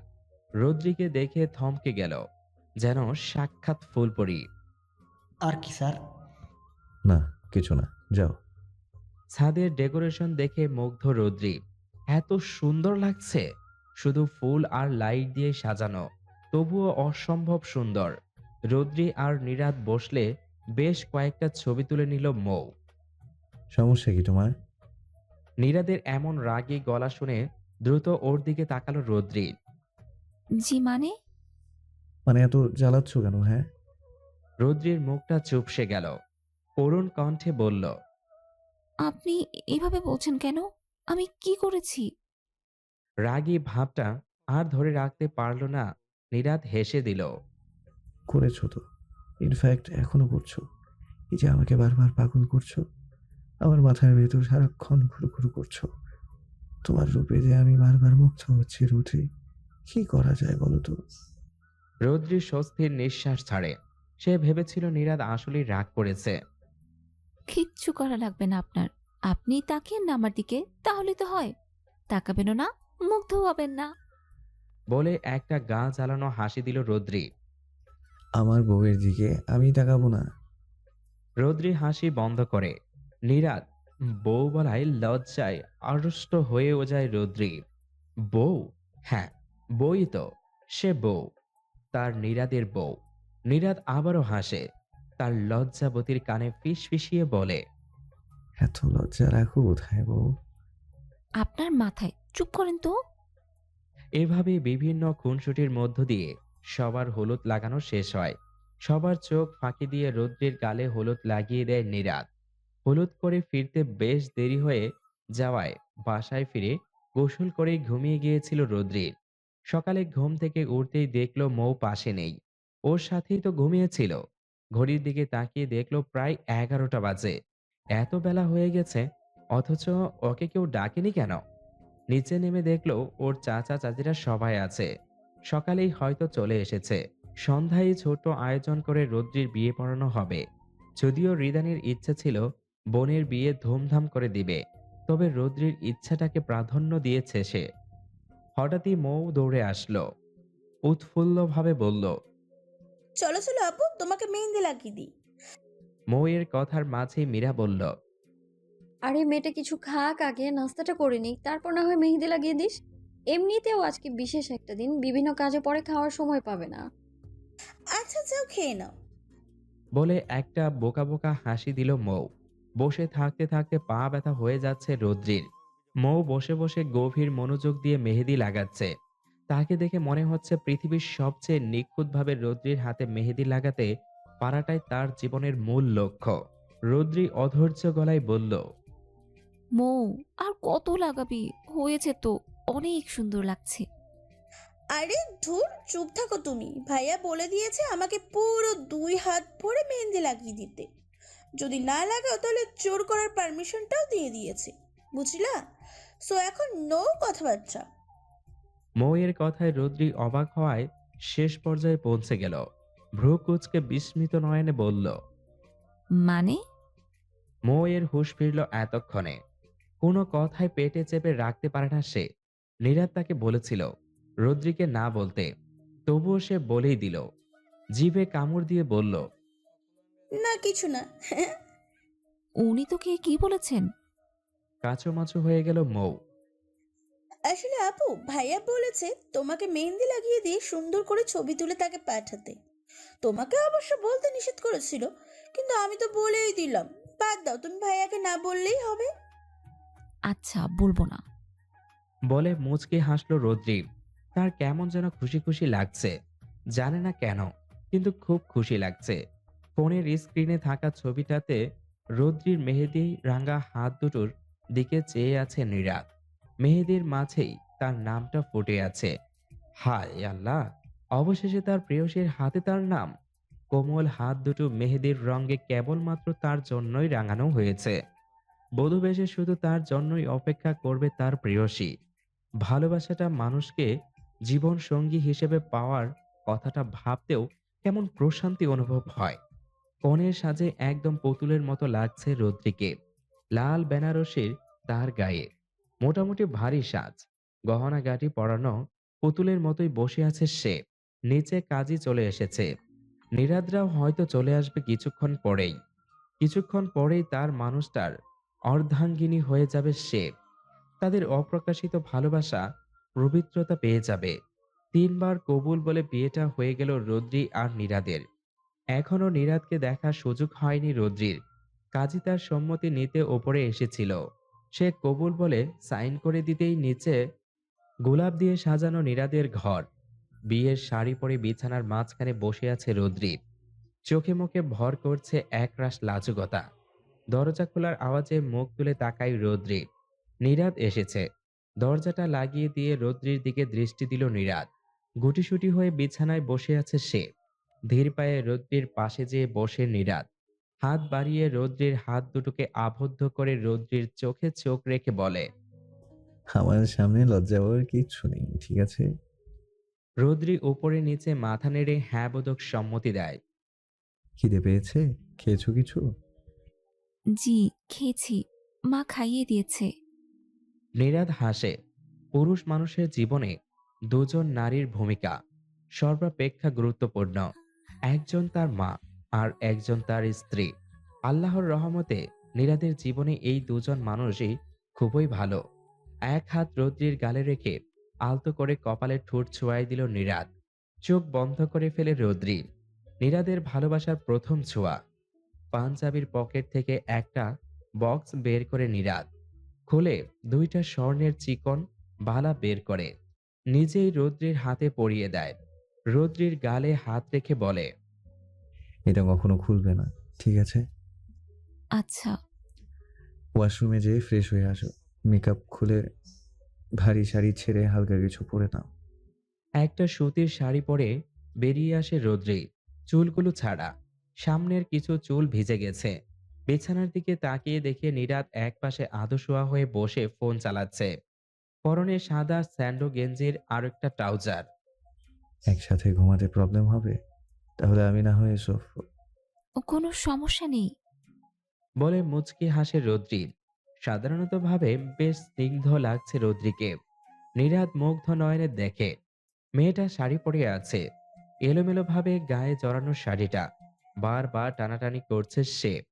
বোঝাই যাচ্ছে সামলাতে বেশ বেগ পেতে হচ্ছে তাকে। নীরাদ নরম কণ্ঠে বলে, শাড়ি পরে আরামে শুতে পারবে না, অসুবিধা হবে। সকালে শাড়ি পরো, এখন কামিজ পরে নাও। কোনো অসুবিধে হবে না, আমি শাড়িই পরবো। শাড়ি না পরলে তো বিয়ে বিয়ে ভাবই আসবে না। নীরাজ শব্দ করে হেসে দেয়। রৌদ্রি মুখ কুঁচকে তাকায়, স্নিগ্ধহান কণ্ঠে বলে, হাসছেন কেন? আমি কি হাসার মতো কিছু বলেছি নাকি? না, ঠিক আছে, এখন ঘুমাও। কাল আবার বউ ভাত, রেস্ট না নিলে পরে অসুস্থ হয়ে পড়বে। নীরাদের বাঁ পাশে যেয়ে শুয়ে পড়ে রৌদ্রি। লাইট নিভিয়ে দেয় নীরাদ। সারা দিনের ক্লান্তিতে কিছুক্ষণেই ঘুমিয়ে পড়ে রৌদ্রি। ঘুমের ঘোরে এক হাত মেলে দেয় নীরাদের বুকের উপর। নীরাদ আলতো করে সেই হাতের উপর হাত রাখে। কতই না অপেক্ষা করেছে সে এই সময়টার জন্য। জানালা দিয়ে চাঁদের আলো এসে পড়ছে রৌদ্রির মুখের উপর। ঘুমন্ত মুখের স্নিগ্ধতা যেন বাড়িয়ে দিচ্ছে ক্ষণে ক্ষণে। সকাল ৯টা। নীরাদের ঘুম ভেঙে যায়। কাঁধে ভারী কিছু অনুভব হতেই ঝকঝকিয়ে তাকায় সে। তার কাঁধে মাথা দিয়ে ঘুমিয়ে আছে রৌদ্রি। বুকে রাখা হাতটা সারা রাতেও ছাড়েনি নীরাদ। এক হাত দিয়ে কাঁথা টেনে দেয় নীরাদ। শাড়ি আর শাড়ির জায়গায় নেই মেয়েটার। ঘুম থেকে উঠে কাপড়ের বেহাল দশা দেখে অন্য কিছু ভেবে ফেলতে পারে। খুব সন্তপূর্ণে রৌদ্রির মাথাটা বালিশে রাখে নীরাদ। হাতটা ছাড়িয়ে উঠে যায়। ফ্রেশ হয়ে বের হয়ে দেখে রৌদ্রি উঠে গেছে। পিটপিট করে তাকিয়ে আছে নীরাদের দিকে। ড্রেসিং টেবিল থেকে চিরুনি নিয়ে চুলটায় আঁচড়াতে আঁচড়াতে বলে, ঘুম হয়েছে? হুম। উঠে কাপড় পাল্টে রেডি হয়ে নাও, মেহমানরা আসবে তোমাকে দেখতে। বলতে বলতে কাবার থেকে দুটো বক্স বের করলো নীরাদ। টেবিলে রেখে বলল, এই গহনাগুলো পরে নাও, আমি নিচে যাচ্ছি।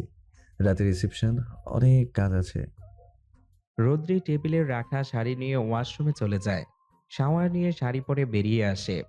গহনাগুলো পরে নিচে চলে যায়। নিচে নামতেই দেখে মনিরা টেবিলে নাস্তা নিয়ে বসে আছে। পাশে মৌও আছে। কাল রাতে রৌদ্রির সাথে মৌই এসেছে। রৌদ্রি ঠোঁটের কোণে হাসি বজায় রেখেই চেয়ার টেনে বসলো। নাস্তা খাচ্ছে আর টুকটাক কথা হচ্ছে তাদের। হঠাৎই মনিরা বলল, তোকে কাল রাতে উপহার দেয়নি নীরাদ? মৃদু কণ্ঠে রৌদ্রি বলল, দিয়েছে। কি দিয়েছি? হাত বাড়িয়ে বালা দুটো দেখল রৌদ্রি। বাহ, আপু খুব সুন্দর তো। মাশাল্লাহ, তোরা খুশি হ মা। বলে রৌদ্রির মাথায় হাত বুলিয়ে দিল মনিরা। নিজেকে খুব ভাগ্যবতী মনে হচ্ছে রৌদ্রির। এরকম শাশুড়ি পাওয়া আসলেই ভাগ্যের ব্যাপার। ছোট থেকে মায়ের আদর সেভাবে পায়নি সে। মায়ের অভাবটা সব সময় অনুভব হতো। যদিও ভাবি তাকে সব সময় মায়ের মতো করে আগলে রাখতো, তবুও ভাবিকে তো আর মা ডাকা যায় না। মনিরাকে সে মা বলে ডাকে। মা ডাকটাই মধুর। নীরাদের পুরো বাড়ি সাজানো হয়েছে। ঝলমলিয়ে উঠছে আহমেদ ভিলা। একটা উৎসব উৎসব ভাব। বিয়েটা রৌদ্রির ইচ্ছায় ছোট করে হলেও রিসিপশনটা নীরাদ বড় আয়োজন করেই করবে। নীরাদের অফিসের মানুষজন আসবে, বন্ধুরা আসবে। তার উপর নীরাদের উৎসাহ ইচ্ছা দেখে আর না করতে পারেনি রৌদ্রি। সেই সুবাদেই জমকালো আয়োজন করেছে নীরাদ। মেহমান আসা শুরু করে দিয়েছে। খালি বাড়িটা মানুষজনে পরিপূর্ণ। রৌদ্রির পরিবারের সবাইও চলে এসেছে। সফল বিজনেসম্যান নীরাদ আহমেদের স্ত্রীকে দেখার জন্য মুখিয়ে আছে সবাই। এমন সময় লাইট কিছুটা নিভিয়ে গেল। সিঁড়ির ওপর যে পড়ল সব লাইট। সবার চোখ এখন সেদিকেই। রৌদ্রির হাত ধরে সিঁড়ি দিয়ে নামছে নীরাদ। এত মানুষ দেখে যাতে রৌদ্রির নার্ভাস না হয় তাই শক্ত করেই হাতটা ধরে আছে সে। প্রেস মিডিয়ার কয়েকজনও এসেছে, তারা ছবি তুলছে। নীরাদ অবশ্য চেয়েছিল এরা যেন না আসে। পরে ভাবল ওর বিয়ের ব্যাপারটা এরা আবার খারাপভাবে প্রচার করতে পারে, যেটা না হওয়াই ভালো। একটা কালো রঙের গ্রাউন্ড রৌদ্রির পরনে। গায়ের মাঝে কালো পাথরগুলো ঝলঝল করছে। পরনের গহনাগুলো ডায়মন্ডের, চিকচিক করছে। সেগুলো কানে গলায় হাতে। নীরাদ পড়েছে ব্ল্যাক সোট, আগাগোড়ায় কালো পড়েছে সে। দুজনকে দেখে যে কারোর চোখ আটকে যাবে। উপস্থিত সবাই হা করে তাকিয়ে আছে। সবার মুখে একটাই বলি, মেড ফর ইচ আদার।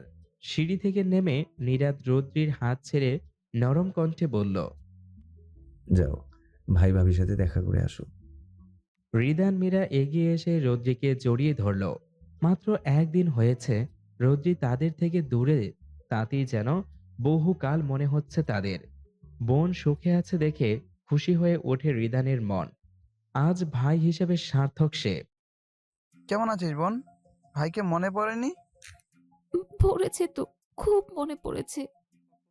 এই এখন আবার কান্না করে দিস না, পাগলি মেয়ে। সাজু নষ্ট হয়ে যাবে কিন্তু, ভূতের মতো দেখাবে তারপর, বুঝিস? রৌদ্রি হেসে দেয়।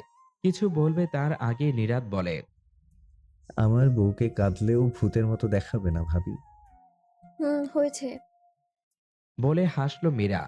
তার হাসিতে হাসি মিলালো রিদানও। স্টেজে উঠে মাইক হাতে তুলে নিল নীরাদ। ভরাট কণ্ঠে স্বাগত জানালো সবাইকে। রৌদ্রিকে নিজের স্ত্রী হিসাবে পরিচয় করিয়ে দিল সবার কাছে। ফর্মালিটির শেষ করে স্টেজে বসলো তারা। সবাই এসে এসে ছবি তুলছে তাদের সাথে। রাত প্রায় 12টা বাজে। মেহমানরা চলে গেছে ঘন্টাখানেক আগেই। এতক্ষণ পরিবারের সবাই মিলে কথা বলছিল। বেশি রাত হয়ে যাওয়াতে রিদান, মীরা আর ওর চাচারা একটু আগেই রওনা দিয়েছে। রৌদ্রির মুখ থেকে হাসি সরছিলই না। ভাই যাওয়ার সময় মনটা একটু খারাপ হয়েছিল তার।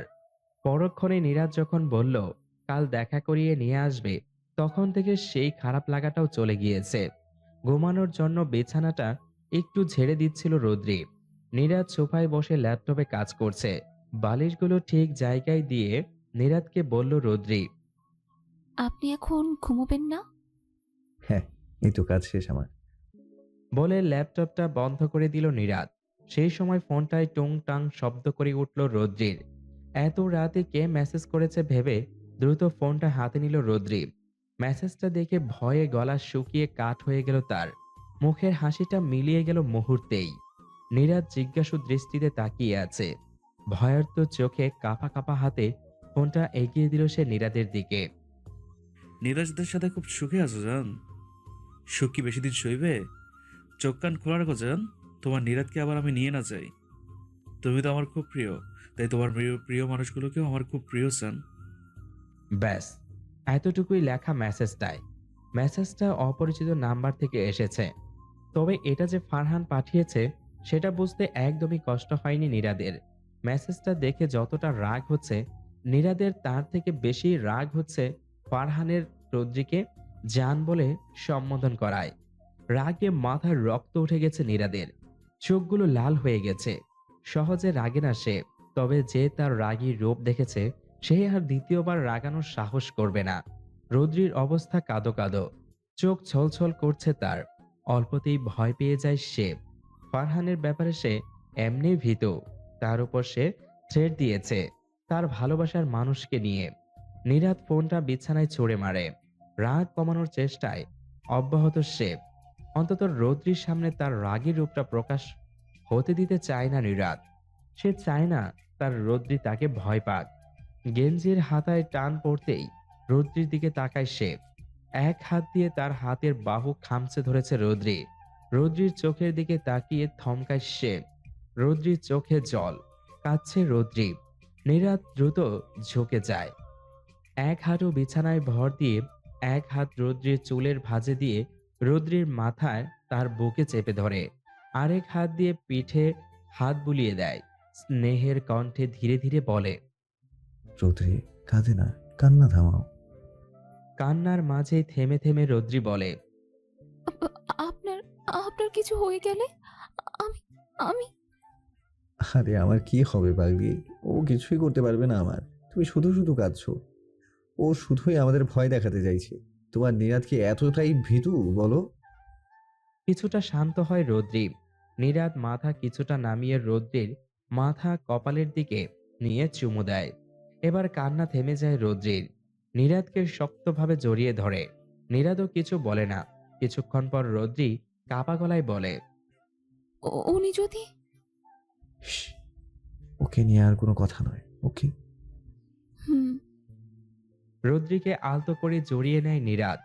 সামনে বসে এক হাত গালে রাখে আর এক হাত দিয়ে মুখের চুলগুলো কানের পিছে গুজে দিয়ে চোখ মুছে দেয়। কখনো কাঁদবে না, তোমার কান্না যে আমার সহ্য হয় না। রদ্রির প্রতি উত্তর না পেয়ে আবার বলে, এখন ঘুমাবে, সারাদিন একটু রেস্ট করতে পারোনি। বলে উঠে যায় নীরাদ, যে লাইট বন্ধ করে দেয়। এক পাশে শুয়ে রৌদ্রিকে কাছে টেনে নেয়। নীরাদের বুকে মাথা রেখে ঘুমিয়ে যায় রৌদ্রি। এই মুহূর্তে এই জায়গাটায় তার সবচেয়ে নিরাপদ মনে হচ্ছে, যেখানে নিশ্চিন্তে ভরসা করা যায়। সকালে ঘুম থেকে উঠে নিজেকে নীরাদের বাহুডুরে আবদ্ধ অবস্থায় পেল রৌদ্রি। লাল আভা চলে আসে তার গালে। নীরাদের ঘুমন্ত মুখের দিকে তাকিয়ে থাকে কিছুক্ষণ। ঠোঁটের কোণে হাসি ফুটিয়ে আলতো করে কোমর থেকে নীরাদের হাতটা সরাতে চায় সে, তবে ব্যর্থ হয়। হাতটা একটু নাড়াতেই নড়েচড়ে ওঠে নীরাদ। ঘুম ঘুম কণ্ঠে বলে, কি হয়েছে? আমি উঠবো, ছাড়ুন। নীরাদ ছাড়ে না, বরং আরো শক্ত করে ধরে ঘুমায়। রৌদ্রিও আর কি করবে, লোকটার ঘুম ভাঙাতে ইচ্ছে করছে না, তাই অগত্য সেও শুয়ে থাকে। 10টা বাজলেই অ্যালার্মের শব্দে ঘুম ভেঙে যায় নীরাদের। হাত বাড়িয়ে সেটা বন্ধ করে নীরাদ রৌদ্রির দিকে তাকিয়ে দেখে সে আগে থেকেই জেগে তার দিকে তাকিয়ে আছে। নীরাদ হেসে দেয়। সদ্য ঘুম থেকে ওঠা মুখে সে হাসি অদ্ভুত সুন্দর লাগে।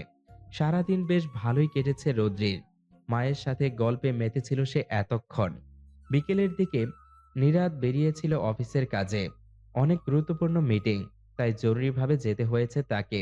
আজ যেতে পারেনি, তাই বলেছে কাল ভাইয়ের বাসায় নিয়ে যাবে। রৌদ্রিও আপত্তি করেনি। টেবিলে খাবার সাজিয়ে নীরাদের জন্য অপেক্ষা করে সে। মনিরাও খায়নি, বলেছে নীরাদ আসলে তাকে ডেকে দিতে। 10টা বেজে গেলেও নীরাদ ফেরে না। রুমে যেয়ে নীরাদের নাম্বারে ফোন করে সে। কালকের রাতের অজানা সংশয়টা আবারও মাথায় জেঁকে বসে যখনই ওপাশ থেকে মেয়েলি কণ্ঠে ভেসে আসে, this number is currently not reachable, please try again letter. মুখোমুখি বসে আছে ফারহান আর নীরাদ। নীরাদের ঠোঁটের কোণে বাঁকা হাসি। এক হাত দিয়ে টেবিলের উপর রাখা পেপার ওয়েটটা ঘোরাচ্ছে সে। ফারহান থমথমে চেহারায় বসে আছে। তার অফিসে এসে তার উপরে জোর খাটানো হচ্ছে, ব্যাপারটা সে একদমই মেনে নিতে পারছে না। ফারহানকে চুপ থাকতে দেখে নীরাদই বলল, কি হয়েছে? কথা বলছিস না কেন? কোন সাহসে তুই রৌদ্রিকে মেসেজ দিয়েছিস? রাগে চিৎকার করে ওঠে নীরাদ। রৌদ্রে আমার, শুধুই আমার। তুই ওকে ছলনা করে বিয়ে করেছিস। আমার চারকে আমার করেই ছাড়বো, দেখে নিস। ধৈর্যর বাঁধ ভেঙে যায় নীরাদের। এক হাত দিয়ে ফারহানের কলার চেপে দাঁড়া করায় সে। দাঁতে দাঁত চেপে বলে, মুখ দিয়ে আর একবার জান শব্দটা বের করলে তোর জানটাই কিন্তু আমি নিয়ে নেব, সো বি কেয়ারফুল। বলেই ফারহানের মুখ বরাবর একটা ঘুষি দিয়ে ঝামটা দিয়ে ছেড়ে দেয় কলার। নাক আর ঠোঁটের কোণ দিয়ে রক্ত বেরিয়ে আসে ফারহানের। রক্তটা হাত দিয়ে মুছে নীরাদকে মারার জন্য তেড়ে আসে সে। নীরাদ শান্ত কণ্ঠে ভ্রু উঁচিয়ে বলে, ডোন্ট ইউ ডেয়ার। ফারহান থেমে যায়। এই মুহূর্তে নীরাদকে ভয় লাগছে তার। সে ভাবেনি নীরাদের এমন রূপও থাকতে পারে। রুমের দরজা খুলে প্রবেশ করে ফারহানের বাবা। হতদন্ত হয়ে ছুটে এসেছে সে। অস্থির দেখাচ্ছে তাকে। হাঁপাতে হাঁপাতে সে বলল, মিস নীরাদ, আমার ছেলেকে ছেড়ে দিন। ওর ভুল হয়ে গেছে, আর কখনো এরকম কিছু হবে না। আমি কথা দিচ্ছি আপনাকে। ফারহান আপত্তিকর গলায় বলল। এসব তুমি কি বলছো ড্যাড? ফারহানের বাবা ধমকে উঠে বলে, কোনো কথা বলবে না তুমি। আমার সম্মান তুমি ধুলায় মিশে দিয়েছো। ফারহান চুপ করে যায়। সে বুঝতে পারছে অবস্থা বেগতিক। এখন কথা না বলাই শ্রেয়। নীরাদ তাদের কথা শুনে হাসে। তারপর হাসি থামিয়ে 2 হাত পকেটে গুজে গম্ভীর গলায় বলে, দেখুন মিস্টার চৌধুরী, আপনার ছেলেকে আমি চাইলেই এখনই মেরে ফেলতে পারি, কিন্তু মারছি না শুধু আপনার অনুরোধের জন্য। আপনি আমার অনেক বড়, আপনাকে সম্মান করে আমি আপনার কথা রাখছি। তবে এরপরও যদি ও আমার ওয়াইফের সাথে কোনো কিছু করার চেষ্টা করে, তখন কিন্তু আশা করি আপনি বুঝতে পারছেন। জি জি মিস নীরাদ, আর এমন হবে না। নীরাদ উত্তর দেয় না। ফারহানের দিকে একবার তীক্ষ্ণ দৃষ্টি নিক্ষেপ করে বের হয়ে যায়। সোজা গাড়িতে উঠে গিয়ে স্টার্ট দেয়। এক হাতে ফোনটা বের করে। রোদ্রি এখনো ফোন দেয়নি ভেবে অবাক হয়। অন করতে গিয়ে দেখে ফোন অফ, মানে ফোনে চার্জ নেই। শিট বলে গাড়ির হ্যান্ডেলে বাড়ি দেয়। দ্রুত আরেকটা ফোন বের করে সে রোদ্রির নাম্বারে কল দেয়। অপরিচিত নাম্বার থেকে কল পেয়ে ভয় পেয়ে যায় রোদ্রি, ভাবে হয়তো ফারহান কল দিয়েছে। ফোনটা রিসিভ করে কাঁপা কাঁপা কণ্ঠে বলে। হ্যালো, হ্যালো, কে? রৌদ্রির ভয়ার্ত কণ্ঠ শুনে নীরাদ দ্রুত বলে। আমি নীরাদ, তুমি চিন্তা করো না। একটা কাজে আটকে গিয়েছিলাম, ফোনের চার্জ শেষ, তাই ইনফর্ম করতে পারিনি। আমি আসছি, জাস্ট 20 মিনিট লাগবে, ওকে? নীরাদের বলা সবগুলো কথা মাথার মধ্যে ঘুরপাক খায় রৌদ্রির। প্রশ্ন না করতেই সব উত্তর দিয়ে দিয়েছে নীরাদ। রৌদ্রিকে চুপ থাকতে দেখে নীরাদ আবার বলে। রোদ্রি? মৃদু কণ্ঠে রৌদ্রি বলে। জি, ঠিক আছে, আপনি আসেন। এক্সট্রা চাবি দিয়ে দরজা খুলে ভিতরে ঢুকে নীরাদ। ডাইনিং টেবিলে মাথা রেখে ঘুমিয়ে গিয়েছে রৌদ্রি। পাশে প্লেট সাজানো, তার জন্য অপেক্ষা করতে করতেই ঘুমিয়ে গেছে মেয়েটা। নিজেও খায়নি। নীরাদ কোনো রকম শব্দ না করে ওপরে যায়। দ্রুত ফ্রেশ হয়ে নিচে নামে। রৌদ্রি এখনো আগের মতোই ঘুমিয়ে আছে। নীরাদ যে মাথায় হাত রাখে নরম গলায় ডাকে। রোদ্রি? একবার ডাকলেই মাথা তুলে তাকায় রৌদ্রি। নীরাদের পরনে বাসার কাপড় দেখে বুঝতে পারে সে আগেই এসেছে। বিস্মিত কণ্ঠে বলে। আপনি কখন আসলেন? পাশের চেয়ার টেনে বসতে বসতে নীরাদ বলে। একটু আগেই। রৌদ্রির সামনে প্লেট রেখে বলে। মা খেয়েছে না? জি। বলে নীরাদকে খাবার বেড়ে দেয়। দুজনের খাওয়া শেষ হলে সব গুছিয়ে উপরে যায় রৌদ্রির। রুমে ঢুকে দেখে নীরাদ বিছানায় বসে ল্যাপটপে কাজ করছে। কাপড়গুলো সোফায় ছড়িয়ে ছিটিয়ে রাখা। রৌদ্রি যে সেগুলো ঠিক করে রাখে। ড্রেসিং টেবিলের সামনে দাঁড়িয়ে চুলগুলো বেনি করে নেয়। পিছনে ঘুরতে নিলে ঘাড়ে কারো নিঃশ্বাস অনুভব হয়। পিছন থেকে রৌদ্রির কোমর জড়িয়ে ধরে নীরাদ। রৌদ্রির উন্মুক্ত কাঁধে ঠোঁট ছোঁয়ায়। হালকা কেঁপে ওঠে রৌদ্রি। লজ্জা মাখা মিইয়ে যাওয়া কণ্ঠে বলে। নীরাদ, কি করছেন?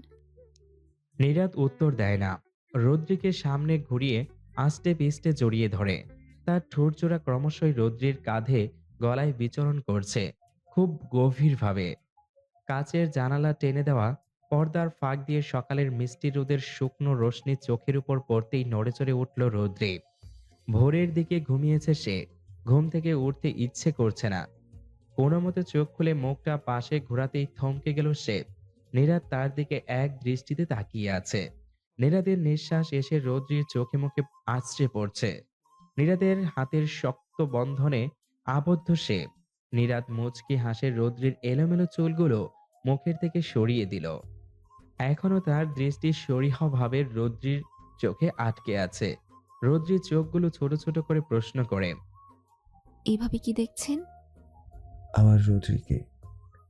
নীরাদের সোজা সাপটা উত্তর। রৌদ্রির চোখ নামিয়ে নেয়। কিছুক্ষণ চুপ থেকে বলে। হাত সরান, আমি উঠবো। নীরাদ হাত না সরিয়ে ফট করে রৌদ্রিকে ঘুরিয়ে কপালে ঠোঁট ছুঁয়ে দেয়। হাতটা আগলা করে দিতেই রৌদ্রি দ্রুত উঠে যায়। মনে মনে হাসে নীরাদ। ভাবে, মেয়েটা এত লজ্জা পায়, বিয়ের পর লজ্জা যেন আরো বেড়ে গেছে।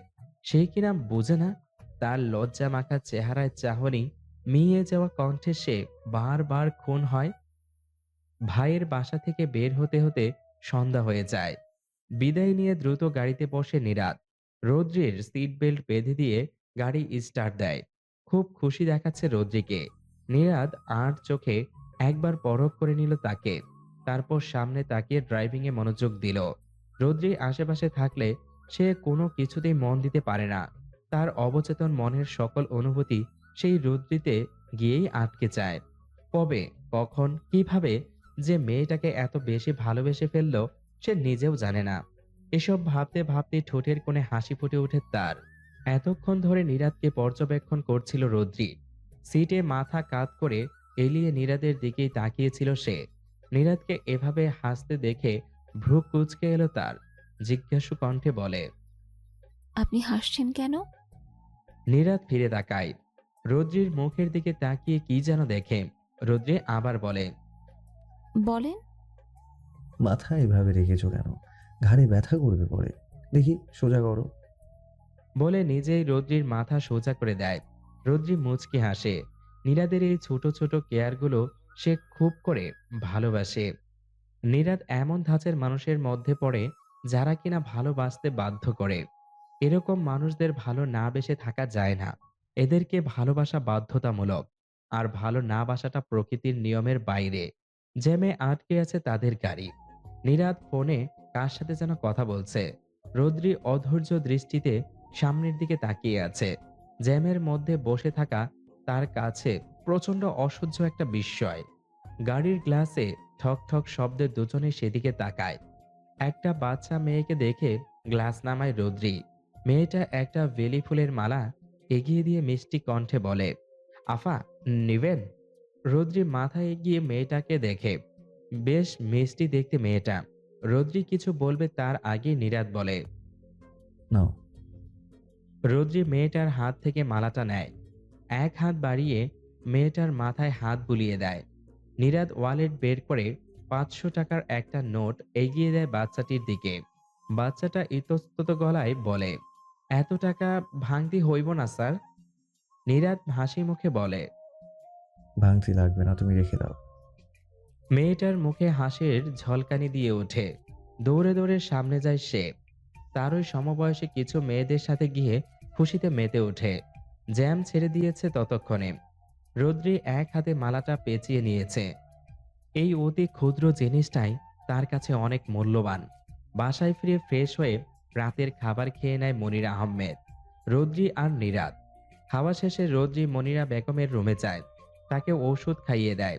আকাশে মেঘ ডাকছে, বৃষ্টি হবে বোধ হয়। ঠান্ডা বাতাস হচ্ছে, তাই মনিরা রুমের জানালাগুলো ভালো করে আটকে দেয় সে। মনিরা আহমেদ স্নেহের সহিত হাত বোলায় রোদ্রির মাথায়। ভাগ্য করে এমন মিষ্টি একটা বউ পেয়েছে সে। গভীর রাত, ঝমঝমিয়ে বৃষ্টি নেমেছে। গভীর রাত, ঝমঝমিয়ে বৃষ্টি নেমেছে। ঠান্ডার থেকেও ঠান্ডাময় আবহাওয়া বিরাজ করছে। শীতল বাতাসে মুখিয়ে উঠেছে পরিবেশ। বিছানায় এলোমেলোভাবে ঘুমিয়ে আছে রোদ্রি। হঠাৎ কারো ক্ষীণ ডাকে আধো আধো ভাবে চোখ মেলে সে। নীরাদ ডাকছে তাকে। বলেন। ওঠো। রোদ্রি চোখ মুখ কুঁচকে তাকায়। কেন? বৃষ্টি হচ্ছে, ভিজবো, ছাদে চলো। নীরাদের এই 3টি বাক্যই যথেষ্ট ছিল রোদ্রির ঘুম থেকে উঠে যাওয়ার জন্য।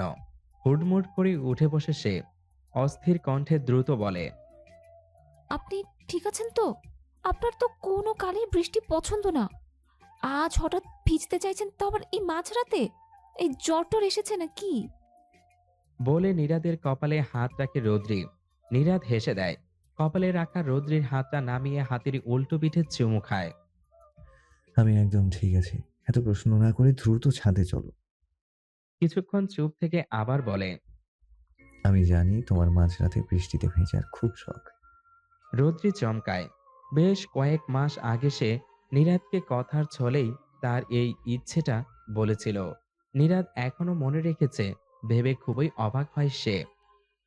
আপনি এখনো মনে রেখেছেন সেটা? নীরাদ উত্তর দেয় না, কেবলমাত্র একটু হাসে। ছাদের ঠিক মধ্যখানটায় দাঁড়িয়ে আছে নীরাদ আর রোদ্রি। বৃষ্টি তুমুল বেগে ভিজিয়ে দিচ্ছে তাদের। 2 হাত মেলে বৃষ্টি উপভোগ করছে রোদ্রি। শাড়ি লেপ্টে আছে শরীরে, স্নিগ্ধ মোহনীয় লাগছে তাকে। হঠাৎ নীরাদ বলে, চোখ বন্ধ করো। রোদ্রি বিনা বাক্যে চোখ বন্ধ করে। কেন জানি প্রশ্ন করতে ইচ্ছে করছে না তার। মনে হচ্ছে যা হচ্ছে হোক না। নীরাদ হাঁটু গেড়ে বসে, এক হাতে সদ্য ফোটা একগুচ্ছ লাল গোলাপ ধরা। বৃষ্টির পানিতে ভিজে একাকার সেগুলো। ছাদের এক কোণায় বেশ কিছু গোলাপ গাছ আছে, সেখান থেকে মাত্রই নিয়ে এসেছে সে। গোলাপগুলো বাড়িয়ে রোদ্রির দিকে ধরে বলে, চোখ খোলো। রোদ্রি চোখ খুলে নীরাদকে এভাবে দেখে থমকে যায়। বাকরুদ্ধ হয়ে তাকিয়ে থাকে। নীরাদ বড় করে একটা শ্বাস নিয়ে বলে, আই নো যে এটা একটু অদ্ভুত, কিন্তু তোমাকে কখনোই সেভাবে বলা হয়নি। সবাই তো বিয়ের আগেই প্রপোজ করে, আমি না হয় একটু অন্যরকম করে বিয়ের পরেই প্রপোজ করলাম। তোমাকে কখন এতটা ভালোবেসে ফেলেছি জানি না, তবে তুমি আমার প্রতিটা শিরায় শিরায় মিশে গেছো। তুমিহীন আমি কে ভাবতেও আমার ভয় লাগে। সব সময় আমার পাশে থেকে ভাবি আমাকে গুছিয়ে রেখো। এই এক গুচ্ছ লাল গোলাপের সঙ্গে আমার ভালোবাসা গ্রহণ করো প্রিয়। রৌদ্রির চোখ দিয়ে নোনা স্রোত বেয়ে পড়ে। বৃষ্টির পানির সাথে মিশে যায় সেই পানি। কাপা হাতে ভেজা গোলাপগুলো নেয় সে। নীরাদের পাগলামিতে আজ বিস্মিত সে। নীরাদ দাঁড়িয়ে যায়, দু হাত কোমরে জড়িয়ে কাছে টেনে নেয় রৌদ্রিকে। নেশা ভরা কণ্ঠে বলে, তোমাকে আমি সুস্থ মানুষের মতো ভালোবাসতে পারবো না, কারণ আমি তোমাকে পাগলের মতো ভালোবাসি। রৌদ্রির লজ্জায় নীরাদের বুকে মুখ লোকায়। লোকটা সব সময় লজ্জায় ফেলে তাকে। নীরাদ দু হাত রৌদ্রির দুই গালে রাখে। রৌদ্রির মুখটা বুক থেকে উঠিয়ে নেয়।